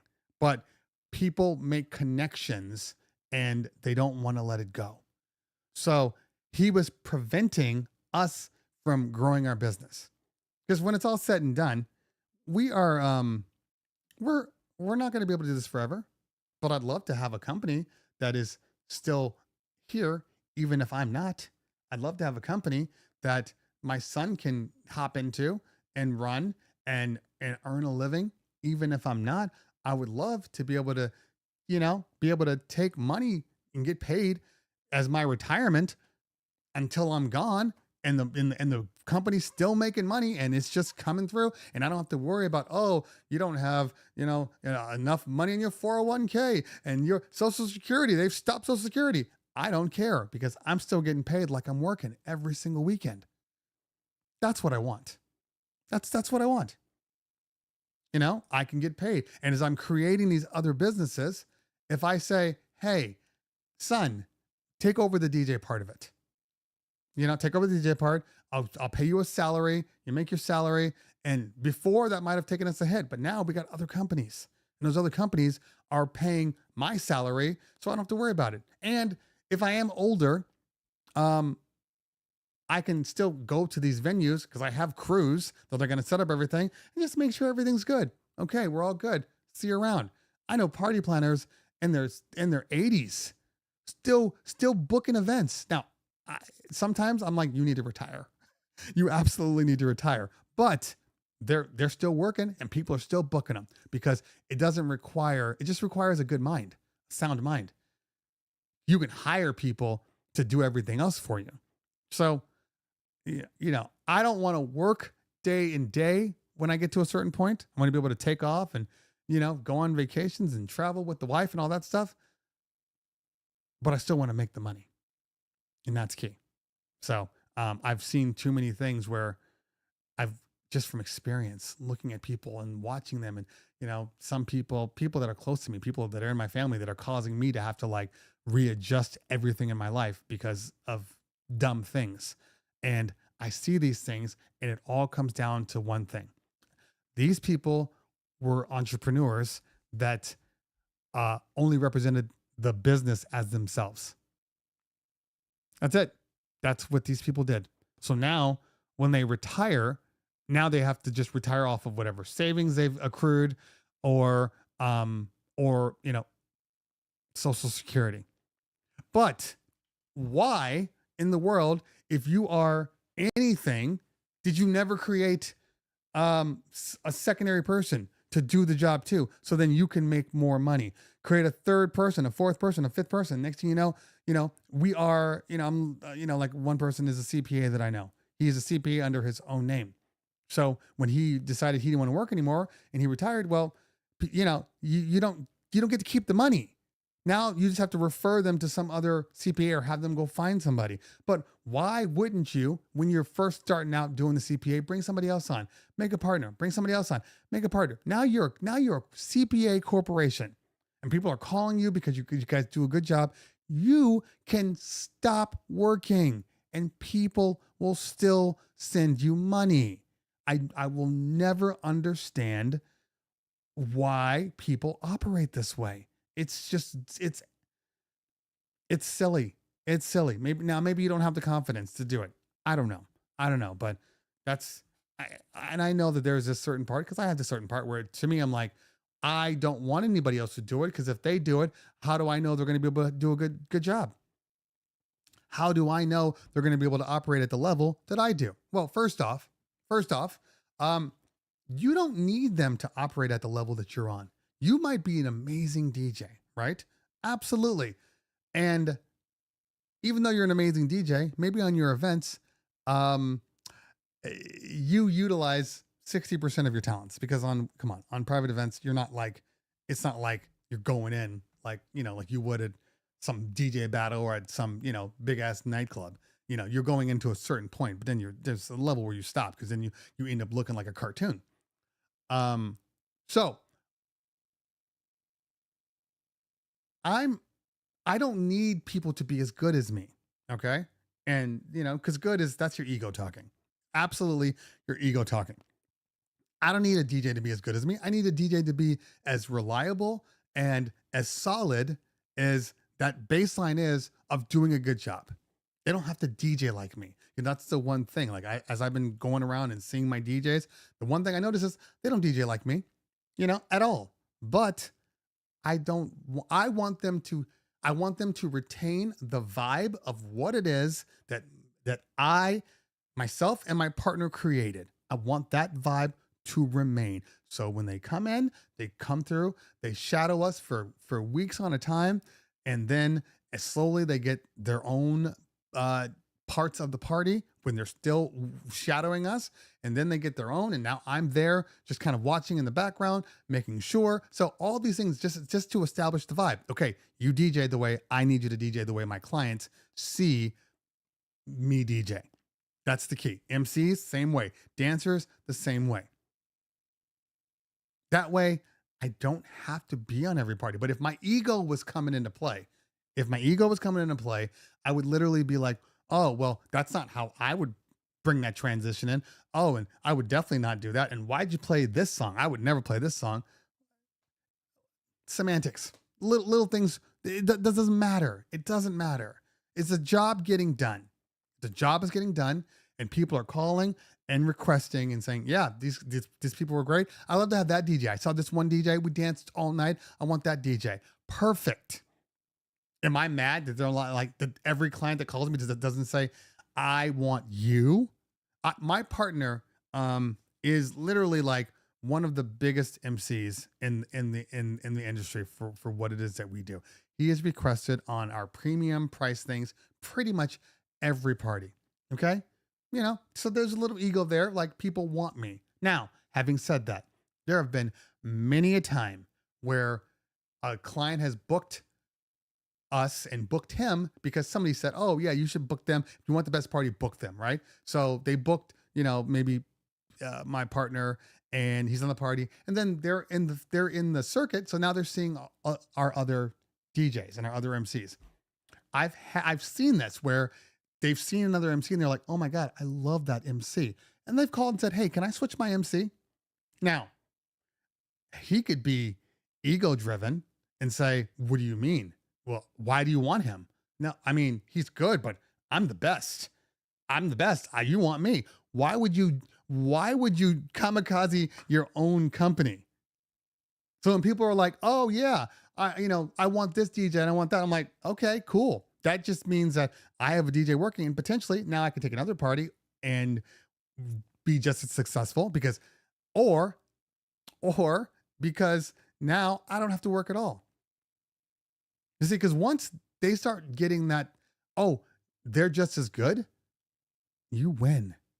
And they don't have to be just as good, but you win. That that's the key. And the DJ doesn't call in sick. Well, that's why we have more people. That's why we have our roster is higher than the amount of parties that we do per week.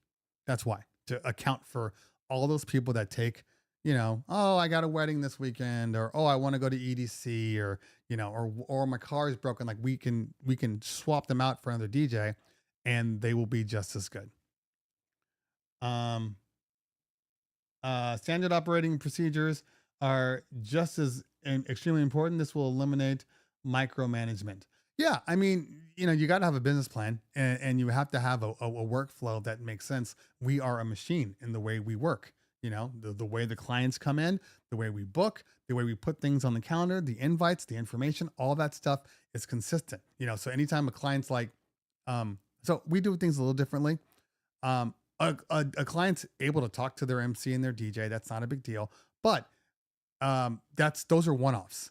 All the clients go through me. When they call, I want to talk to you about my party. Talk to me. I will disseminate all this information to make sure everybody in the crew gets it, not just the DJ, because you have to understand the level that your DJs are at. DJs are DJs, and they're good at being DJs. They're not necessarily good at being admin. So sometimes if DJ's talking or if the MC's talking, they're like hearing all this information. Yeah, I can do that. And then they forget half the stuff on the call that we needed to know. So I got to call that client back anyway. So now I say, no, it all goes through me. I take all the notes. I pass those down. That way I know what's expected and they know what's expected. Because I would hate for a client to call me on Monday or Tuesday and like, I asked this DJ to do this and he didn't do this, or they were supposed to do this and I'm like, I didn't even know they were supposed to do that. Why didn't you tell me? Oh, I told the DJ. Well, that's your first problem right there. Okay. Let's see here. Look, it's already 12 o'clock. All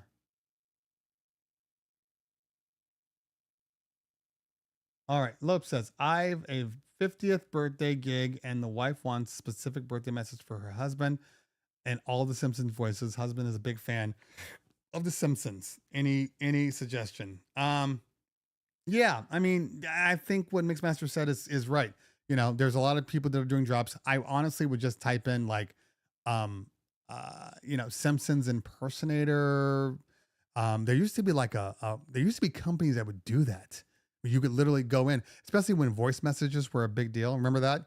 And you could call and you could pay somebody to do it. And then they would, just say this and they'd say it and then they'd send you the MP3 file and then you're good.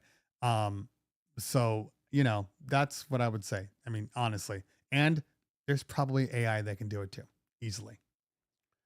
I mean, if they can make Drake sound like Snoop and Tupac, then I would say definitely possible. All right. Chillin'. I'm still beginner DJ. I have my DMX Go connected to my iPad Air. What is the most recommended moving head company? Because I was thinking by ArtFox, Skybeam. I don't know ArtFox. I do know that there's tons of companies out there, and there is no one right mover for you. There's not one. Any name brand, because what you need to do is you need to make sure that in your My DMX Go, which I assume you're using, the light rider variant of the My DMX Go, you need to make sure that those fixtures are in there, which you can easily search. ArtFox. Well, let's take a look real quick. It's 12 o'clock, so I only have a couple of minutes because I do need to go because I have work to do. This is not one of those weeks. I almost considered canceling the show because I had a whole bunch. ArtFox, Skybeam.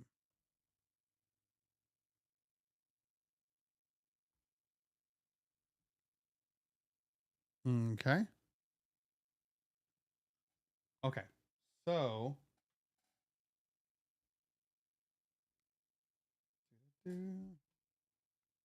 Not that. Why is it? It's really getting annoying that it's freezing up on me. Hold on. Let me go back to my overhead and fix this real quick. Here, let's do this so you can still see me. I think my deactivate, activate. Okay. I think it's been acting a little weird lately. Okay. So this guy, I hate the fact that they don't give prices. I think that's stupid. It's so stupid. What is industry now price? What the hell is that? It's so dumb. 2 prisms, 3 prism effects, 3D effect. Okay, so this is like my colorware. 150.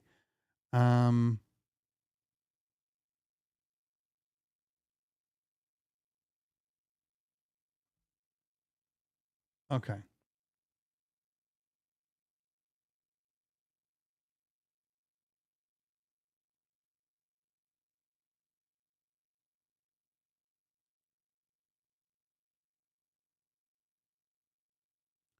Am I missing 230 watts? It's a good light. I mean, I don't know that it's a good light, but based upon the specs, it's a good light. But I mean, I don't know the prices. I don't know any of that stuff. Who knows? Drew Infuse in the building. What's going on, fam? Good to see you. Make sure you guys are following Drew Infuse. They have an amazing podcast. Even though they, don't invite me on their show and we can't do a live show when we're sitting in Pittsburgh, but it's cool. It's cool. But make sure you follow them. Maybe now that I think about it. Yeah. So there's nothing wrong with that mover. I don't know it. I don't know the price. 230 watts is a lot, for your standard beginner DJ to have. I mean, if you have the money, then yeah, but I think that, it's a lot. You probably don't need that much. You can probably get away with, something around a 75 to 100 watt mover, which would be substantially cheaper than what I'm assuming this one is for. But hey, to each their own, do your thing. If you like it, you like it. Okay. All right. DJ Destin, any tip or suggestion for outside beach wedding, keeping equipment from overheating? Looking to relocate to the East Coast, and I'm not well versed in this area of gear getting too hot. Well, if you're looking to relocate to the East Coast, you're going to get more humid, but heat wise, I'm sure it's pretty close to the same. Look, heat is heat. Okay. Yes. Humid heat is definitely worse than a dry heat. Without a doubt, because at least with a dry heat, your machine can cool off more than if it's just humid. There's nowhere for like the heat to really dissipate to. So that's usually where you get into trouble. Suggestions for outside beach weddings. Obviously have some covering. That's first of all, make sure you have some coverings. I'd probably stay more, all-in-one type, your CDJ variants, your Denon primes, all of these things. I tend to do better than like a computer does with high heat. So I'd probably stick with an all-in-one for that. But coverage is very, very important. Like I did an event once where it was 104. We were in a backyard in a partial shade venue home. I had my computer. This is when I had my old i9 MacBook. And I think I might have had like a DDJ 1000 to go along with it. Anyway, within like 20 to 30 minutes, my computer was like, we're not having this anymore. And decided that it was going to start glitching. The typical heat glitches that you get. Never shut down completely, but glitched so much that it was unusable. but I had my Denon Prime Go in the truck also. So I grabbed that, swapped them out, and didn't have a single issue. In the same heat, but didn't have an issue. So, you know, I think all-in-ones typically do a better job in high heat. Okay.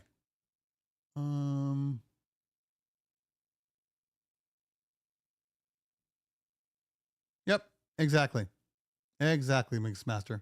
Exactly. Okay, let's see if there's any more.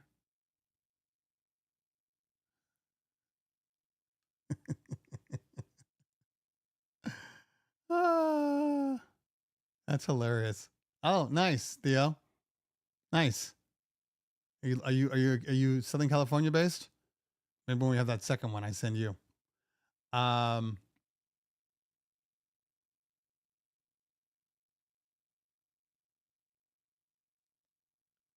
all right, let's see here. All right.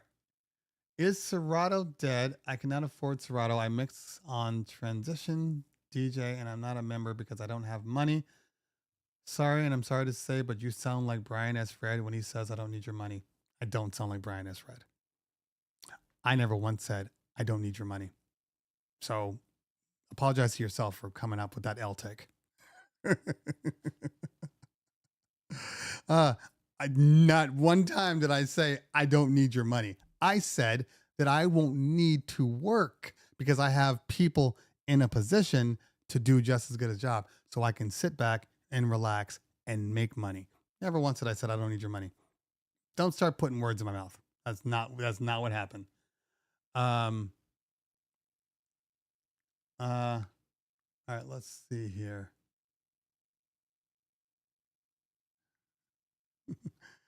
Exactly.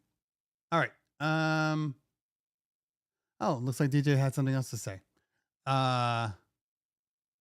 Is Serato dead because I cannot afford Serato and playing? Okay, bottom line here is you do what you want as far as software. There is no one software that is best for everyone.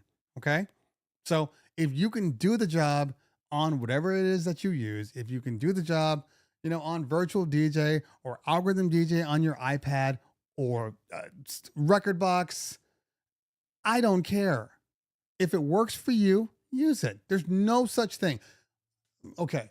So I think the one thing that we need to understand is that this isn't for mobile DJs. I'm not talking about for club DJs. For mobile DJs, there's absolutely no industry standard. Okay? Doesn't exist. So for all the people that are like, you need to use Serato, you need to use, this, you need to be on CDJs. That is trash. It's crap. If you're a mobile guy and you have no intention of ever doing any clubs or doing anything where you're not using your own gear, then it does not matter what you use at all. It doesn't matter.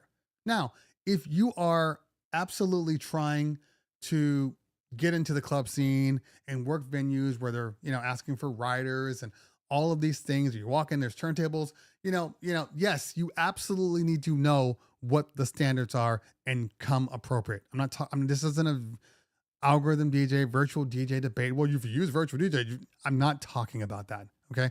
I'm just talking about in general. In general, you're going to walk in and that club, especially if you're in the United States, I know this is a international stream, but especially if you're in the United States, you're going to walk into a club and there's going to be either Serato or record box. One of the two. That's just standard stuff. So my computers can do both. I have Serato as my main software, but I also have record box in there. So if I need to convert a playlist over so I can use CDJs at some venue I'm going to be at, I can. Just know all the software. JMAS lighting experts in the building. Hey, we still need to connect too. I know we've been playing a little bit of the phone game, but we need to connect also because I still need to review your lights too. I don't know what happened, but all of a sudden I'm like doing light reviews every week. I don't know what happened. Everything just changed. I'm the lighting guy now. So yes, we need to review those those battery powered ones. We talked about it. I think it was must have been Mex. Okay. Anyway, all right. CT, I'm trying to update my XLR cables. Which would you recommend besides HOSA, Pig Hog, Cable Matters, or another? I'm not the guy to ask that because I'm not an XLR snob. So I'm the worst guy to ask because I'm the guy that says, I don't see, um, I don't really see a difference. Oh, well, this one has gold plated and this one has, but I don't see a difference. Well, this one has this and this one has this. I don't see a difference. Well, but if you buy the chroma cables, which I do use chroma cables, but not because I don't use chroma cables because they're amazing. I use chroma cables because I like the colors. That's all. Every single cable for the most part that I've ever used, for the most part, has been just fine. Now I do use chroma cables just because I like the colors though. That's it. That's it. So I'm not the guy to ask. I'm not the guy where they're like, oh yeah, well, it's only going to be right if it's a gold plated blah blah blah with the blah blah blahs. And this whole thing about when people say, yeah, but if you get these cables and this and this, they last longer. Okay, fine. But the reality is I'm a multi-op. We're probably going to lose those damn cables. And I'm going to have to buy new cables anyway. So why buy these single most expensive cables on the planet when they're just going to get lost anyway? What cables am I using lately? I will tell you what are the last XLRs that I bought. And then you can judge me how you want. And I will just keep it moving. All right, let's see here. Last cables that I bought. I've been buying a lot of stuff lately, so it's going to screw everything up here.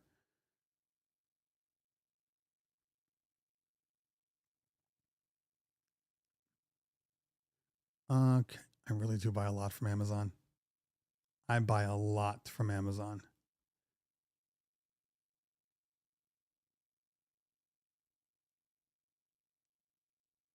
Jesus. I need to stop buying from Amazon. This is why they don't give me any problems with returns.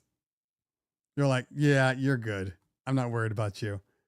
That was past 3 months, just like 4 pages deep. I think I should be embarrassed, but I'm kind of not.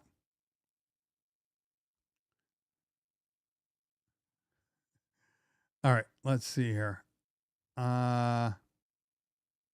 are they?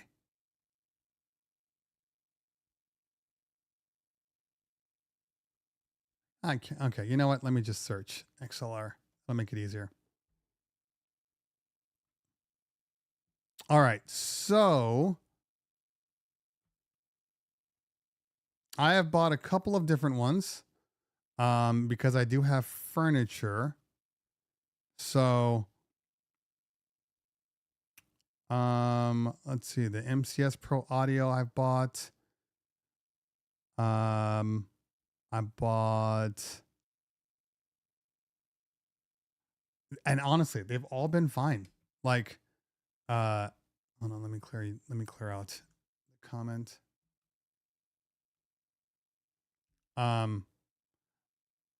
Yeah, these have been fine right here.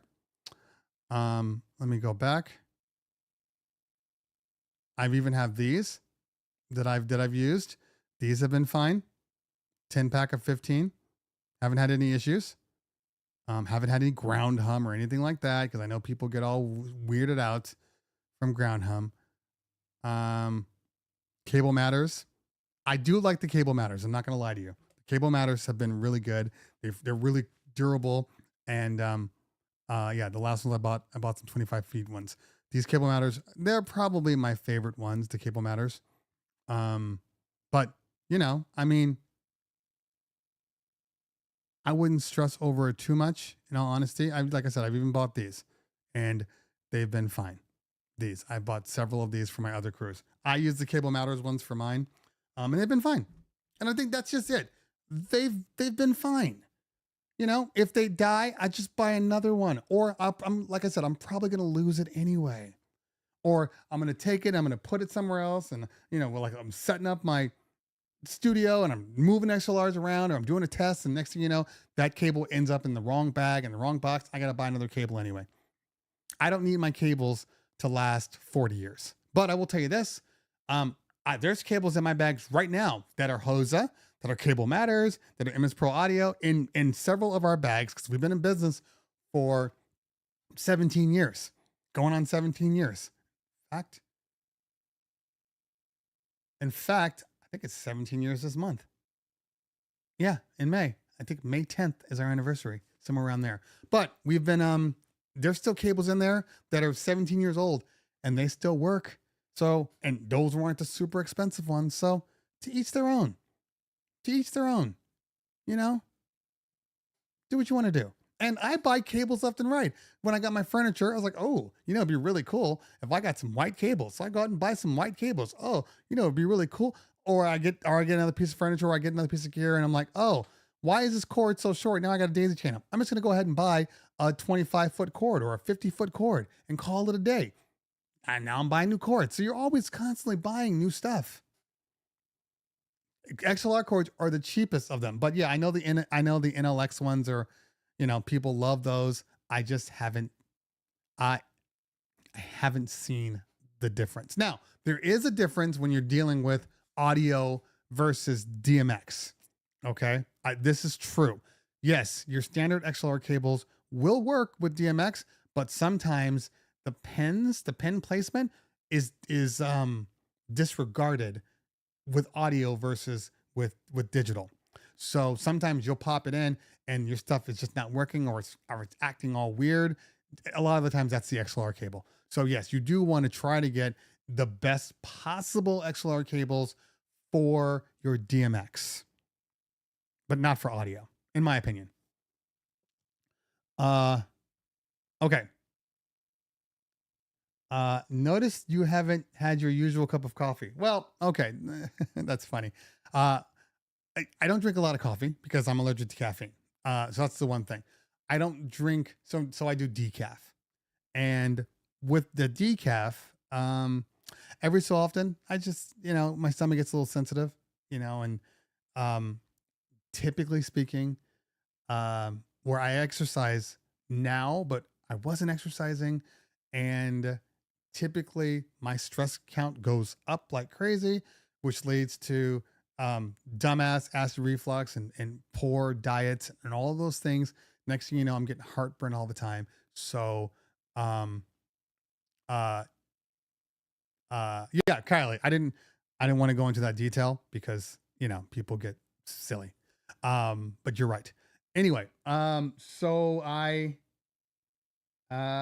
yeah, so it would just kind of cause more. So I would stop drinking coffee. So now I drink coffee every so often when I really just want the taste of coffee, but I'm allergic to caffeine, so it doesn't serve a purpose for me. So that's why. But I still have my cup, and I do drink tea in it. I don't like drinking coffee when it's hot and it's starting to warm up here. So here's that too. Now I just have water. I've always used Chevet and looking to upgrade. Would have loved to upgrade to the JMS lighting expert. Unfortunately, they're not available in New Zealand. Yeah. So the one thing I will say about Chevet, I I like Chevet, and I like a lot of the things that they do with it, and they do have a way of making things really, really convenient to you as a consumer. But what I will also say is, Chevet DJ, not to be confused with any of their upper, you know, pro lines. Chevet DJ feels a little. They're starting to show their age a little bit. Now, I like the Chevet Freedom, you know, Go 70s or whatever. I like them. And I love the battery power. I love that I don't have to think about it. They work if you're using ILS Chevet. That one is like a no-brainer. It just makes sense. So if you are in that way, then, you know, do your thing. But if you are like me that kind of jumps around and sees and wants the best possible scenario. I have not tested the Chevet command with the update. I did update it, but I haven't tested it yet because I've just been too busy. I want to see what they fixed on it because it's limited. So anyway, Chevet, now that I've been reviewing all these other lights, it's just coming to my attention that Chevet just feels like they're aging. And I know they don't need to, but I think that they've just accepted that people that buy Chevet products are like Apple iPhone owners. They'll accept whatever we give them. They might complain a little bit, but they're not going to go anywhere else. And that's what's happening with like the Command ILS, where you're just like, I'd love to be able to go and get a JMAZ or, get a color keys, but I can't because it won't work with my ILS. So you're kind of stuck in the ecosystem. But if you're not, and you're using like a WMX or something like that, now you can mix and match and find the best for you. I actually like the color key movers over the 70. I do. I think they have a better color. I think they have more options with the dual gobo wheels inside, so it allows you to make some really, really cool things. But that battery powered mover is like an awakening, So I will compromise because of a battery powered mover. Honestly, I will compromise over battery because that's just less setup time and less work, less cords, less power requirements. I just set it right on top of the stand and then get it moving. I have my furniture wired in, so I have a power outlet right from my Command ILS when I'm not using my WMX. Although I found a trick for the WMX, which I love now. Anyway, and I go back and forth, so that's one of the things. But that's so easy. That's so convenient. My setup now, in all honesty, takes like 10 minutes. Furniture, base, stand, table, computer, all my wiring, all my power, everything's already pre-wired in there for my computer. All the data, I just plug. My mic is now in the system. It's all wired in. That's already on. I just plug it in. Everything powers up. Then I run the power to my surge protector, and then one cord goes right into the wall. My speakers, that is just, especially if I'm using like the column arrays, like I get it. That's just one cord. I got my XLRs already built in. I just run those two. It's easy. So fast. Did you finally sell your? No, it's still up here. It's fine for now. I want to get another A7 IV. I'm waiting for the A7 V to come out, so the A7 IV drops like $500, and then I will buy the A7 IV. This is an A7 IV. I want another one for the overhead. DJ Licks in the building. What's going on, girl? Good to see you. Thanks for hanging out today. DJ Keith just says, what's the trick on the WMX? What do you mean? What trick? Oh, the trick that I had in mind. It's not really a trick. It's just an easier way of running it, especially if you're trying to check all your lights. I will show you right now. And then that'll be the last thing that I do. And then I gotta get to my meetings because I gotta eat. Hold on. Hey, how's it going? Oh, thank you for answering the door. You guys available on July 1st? Yeah, we're available. Do you have a brochure I can take a look at? Here you go. This all looks good. Can you send me out a contract? Here's your contract. Oh, thank you very much. Okay, see here. Just go ahead and sign it and send it in your deposit. Okay.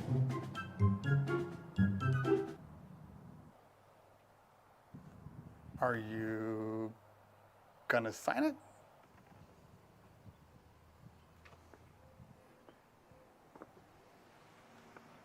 If you need to take some time, go ahead. Just send it in when you're ready. All right, thank you. Hey, Sorry I took a little while, but I'm finally ready to sign the contract. So if you can just send me... Yeah, we are no longer available for that date. You're not available? Sorry. Well, can you recommend another DJ? Okay. So my trick is a simple one, although it's not very hard. All right. So, hold on. WMX1 like this. Okay. You got your bass on the back, but it's raised right here. So it adds a little bit of space. But what's great is it has a power outlet, but it doesn't take a lot of power. It's the same thing with the command. They don't take a lot of power. So recently I used to use my chroma keys, and then I would run, the long ass chroma key cord, because I need a USB B to USB A or C. And when I was doing the AV for last week, I needed to be able to see all the lights together. I couldn't do it from behind, but I wanted to move to the forward. So I plugged in my standard iPhone charger, if you're wondering, because it's got the power here. So because of this, there's a magnet in it, obviously MagSafe or whatever they call it. I think it's MagSafe to be able to hold it on. There is metal under here, right? So now I can take this, lock it on. I bought from Amazon because I'm an Amazon whore. I bought a small little down cord USB B to USB A because this does A and C. And I can take this like so, pop it in. So now the arrow goes down like so, and plug it in, plug it in like so, and turn on the power wherever that thing is. There it is. Done. Now I can walk around with this thing. And if you're wondering, well, how can you do that if it's wireless? Because I have my Chevet XLRs.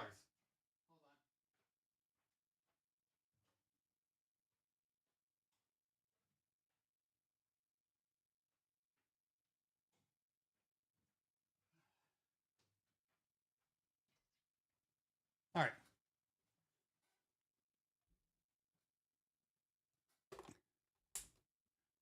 Done. Done.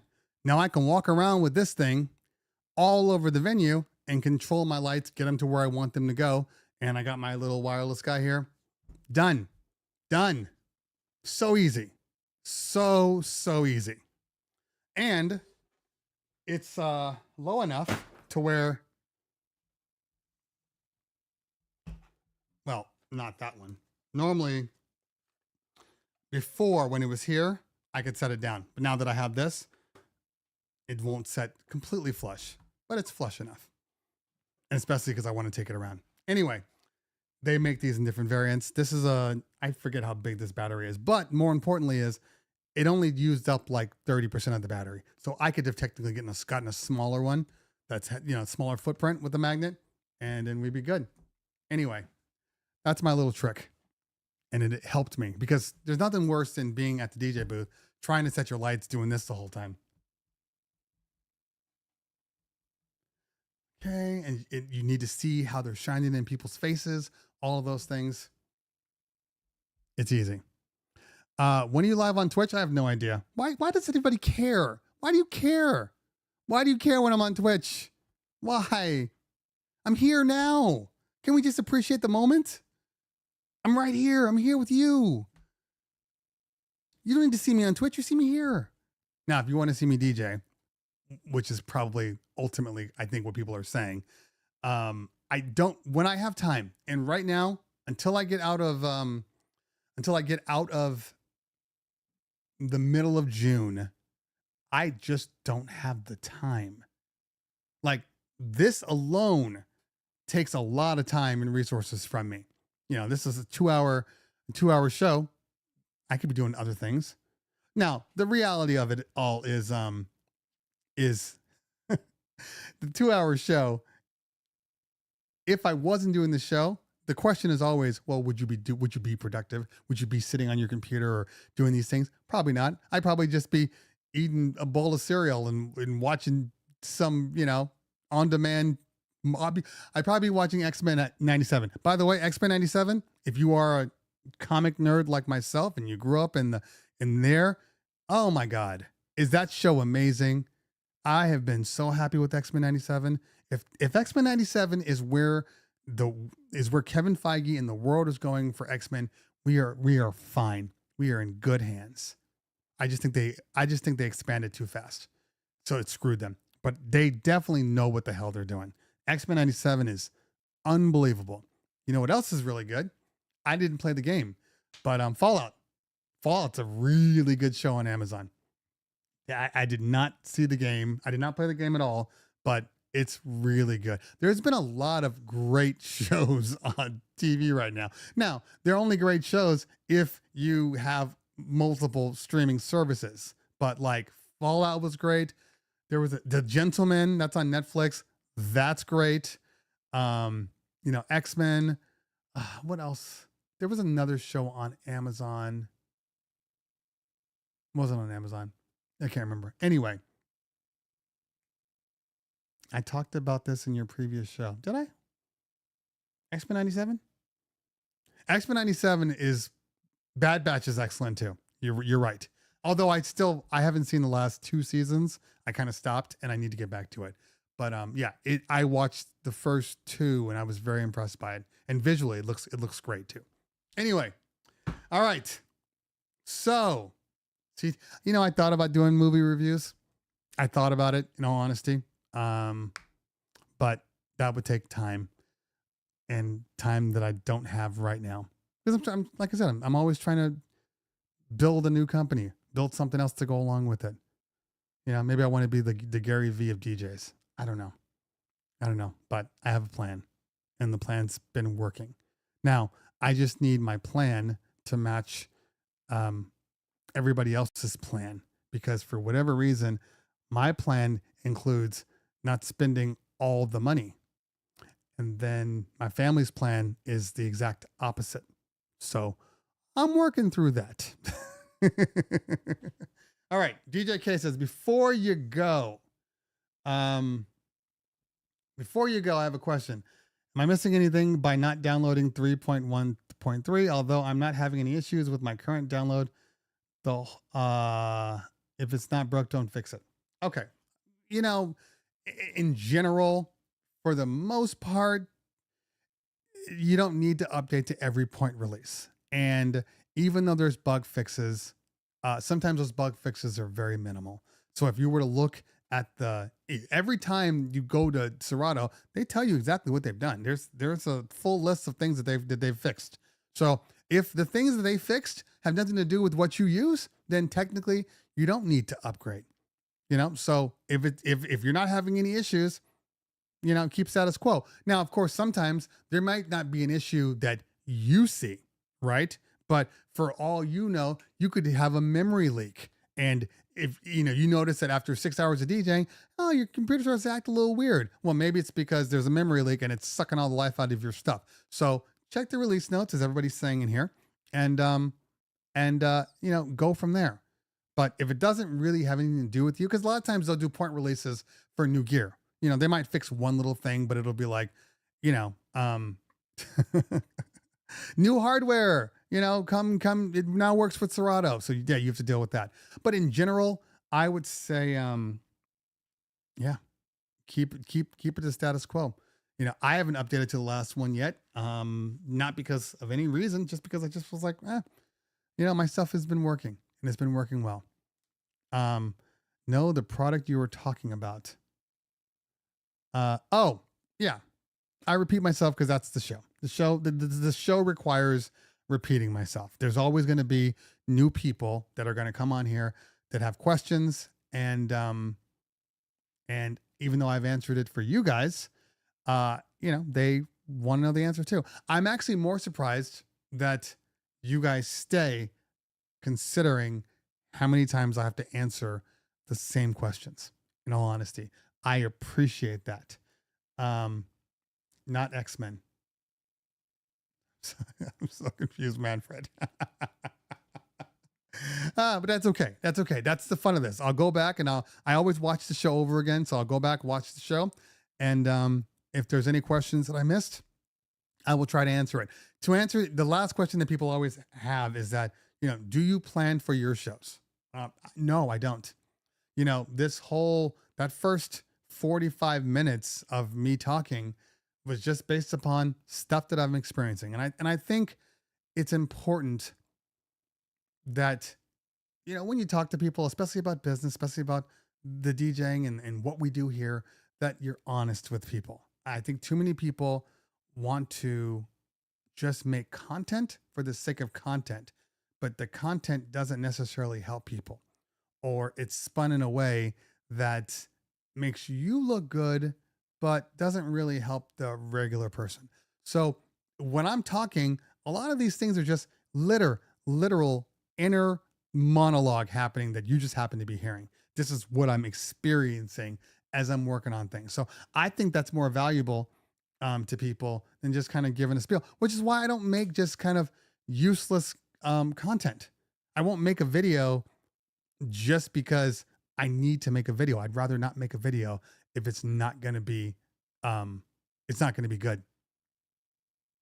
Honestly.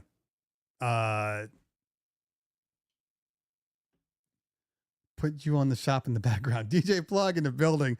Thank you, fam. I appreciate you, man. I appreciate you. Good on his opinion. Thank you. Simeon. The most inexpensive way I can obtain Tractor software. The most inexpensive way is to not get Tractor software. I kid. Right underneath us or right above us, Mixmaster G, he's a Tractor fan. He'll tell you the best way, because I will tell you there is no way. Because I'm petty like that. I'm like Kendrick right now. Yeah, I'm a hater. I hate everything about you. I hate the way you dress. I hate the way you look. I hate the way you talk.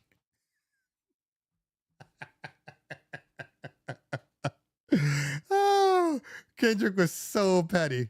Kendrick was so petty on that comeback. And I loved every bit of it. I wish I could wait till Black Friday, because I had to buy Resolume for $300. And I was looking on the notes and it's like $150 during Black Friday. I was so annoyed today. Like, it's a company expense. It's a write-off, but damn, is this annoying. All right. Okay, let's see here. Why isn't Paris answering that? Okay, I gotta run, people. I always have fun hanging with you guys. Yes, I have a shit ton of parties. Not too many. I have 7 this weekend, so it's not our worst. I think on the 18th, I have 12 or 11, somewhere around there. So I got a lot in the video wall. So I will definitely update you. I don't know if I'm going to shoot a video on the video wall or not. I don't know.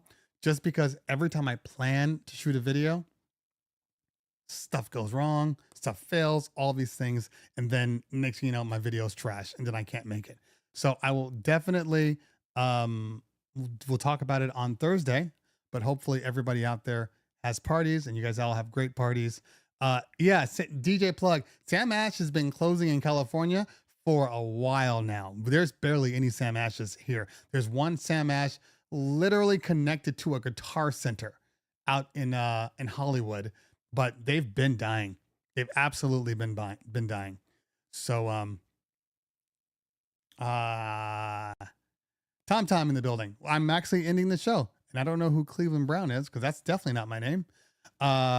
Anyway, guys, girls, thank you guys for hanging out today. Make sure you guys have good parties. And now I'm mentally exhausted because we had a great show. I know who Cleveland Brown is. I know it's a cartoon. What is that? How does that connect to me? That's what I'm saying, because that's not my name. But I know the cartoon, man. We all watched Family Guy. Okay. Tom's being Captain Obvious today. That's fine. I know it's my first name. You don't think I've heard that joke before? That joke is like, ever since the Cleveland show came out, that joke has been ever since Family Guy. People have been like, your first name's Cleveland? Oh, you mean like Family Guy? You know, yeah, it is what it is. I just keep it moving. It's exactly. I'm brown skinned and the dude speaking as Cleveland is a white dude, which I find hilarious. Hilarious. But anyway, I do have to run, guys, girls. Thanks for hanging out today. I appreciate you all. Have great parties. And I will see you guys next Thursday. Same bat time, same bat channel. Peace out.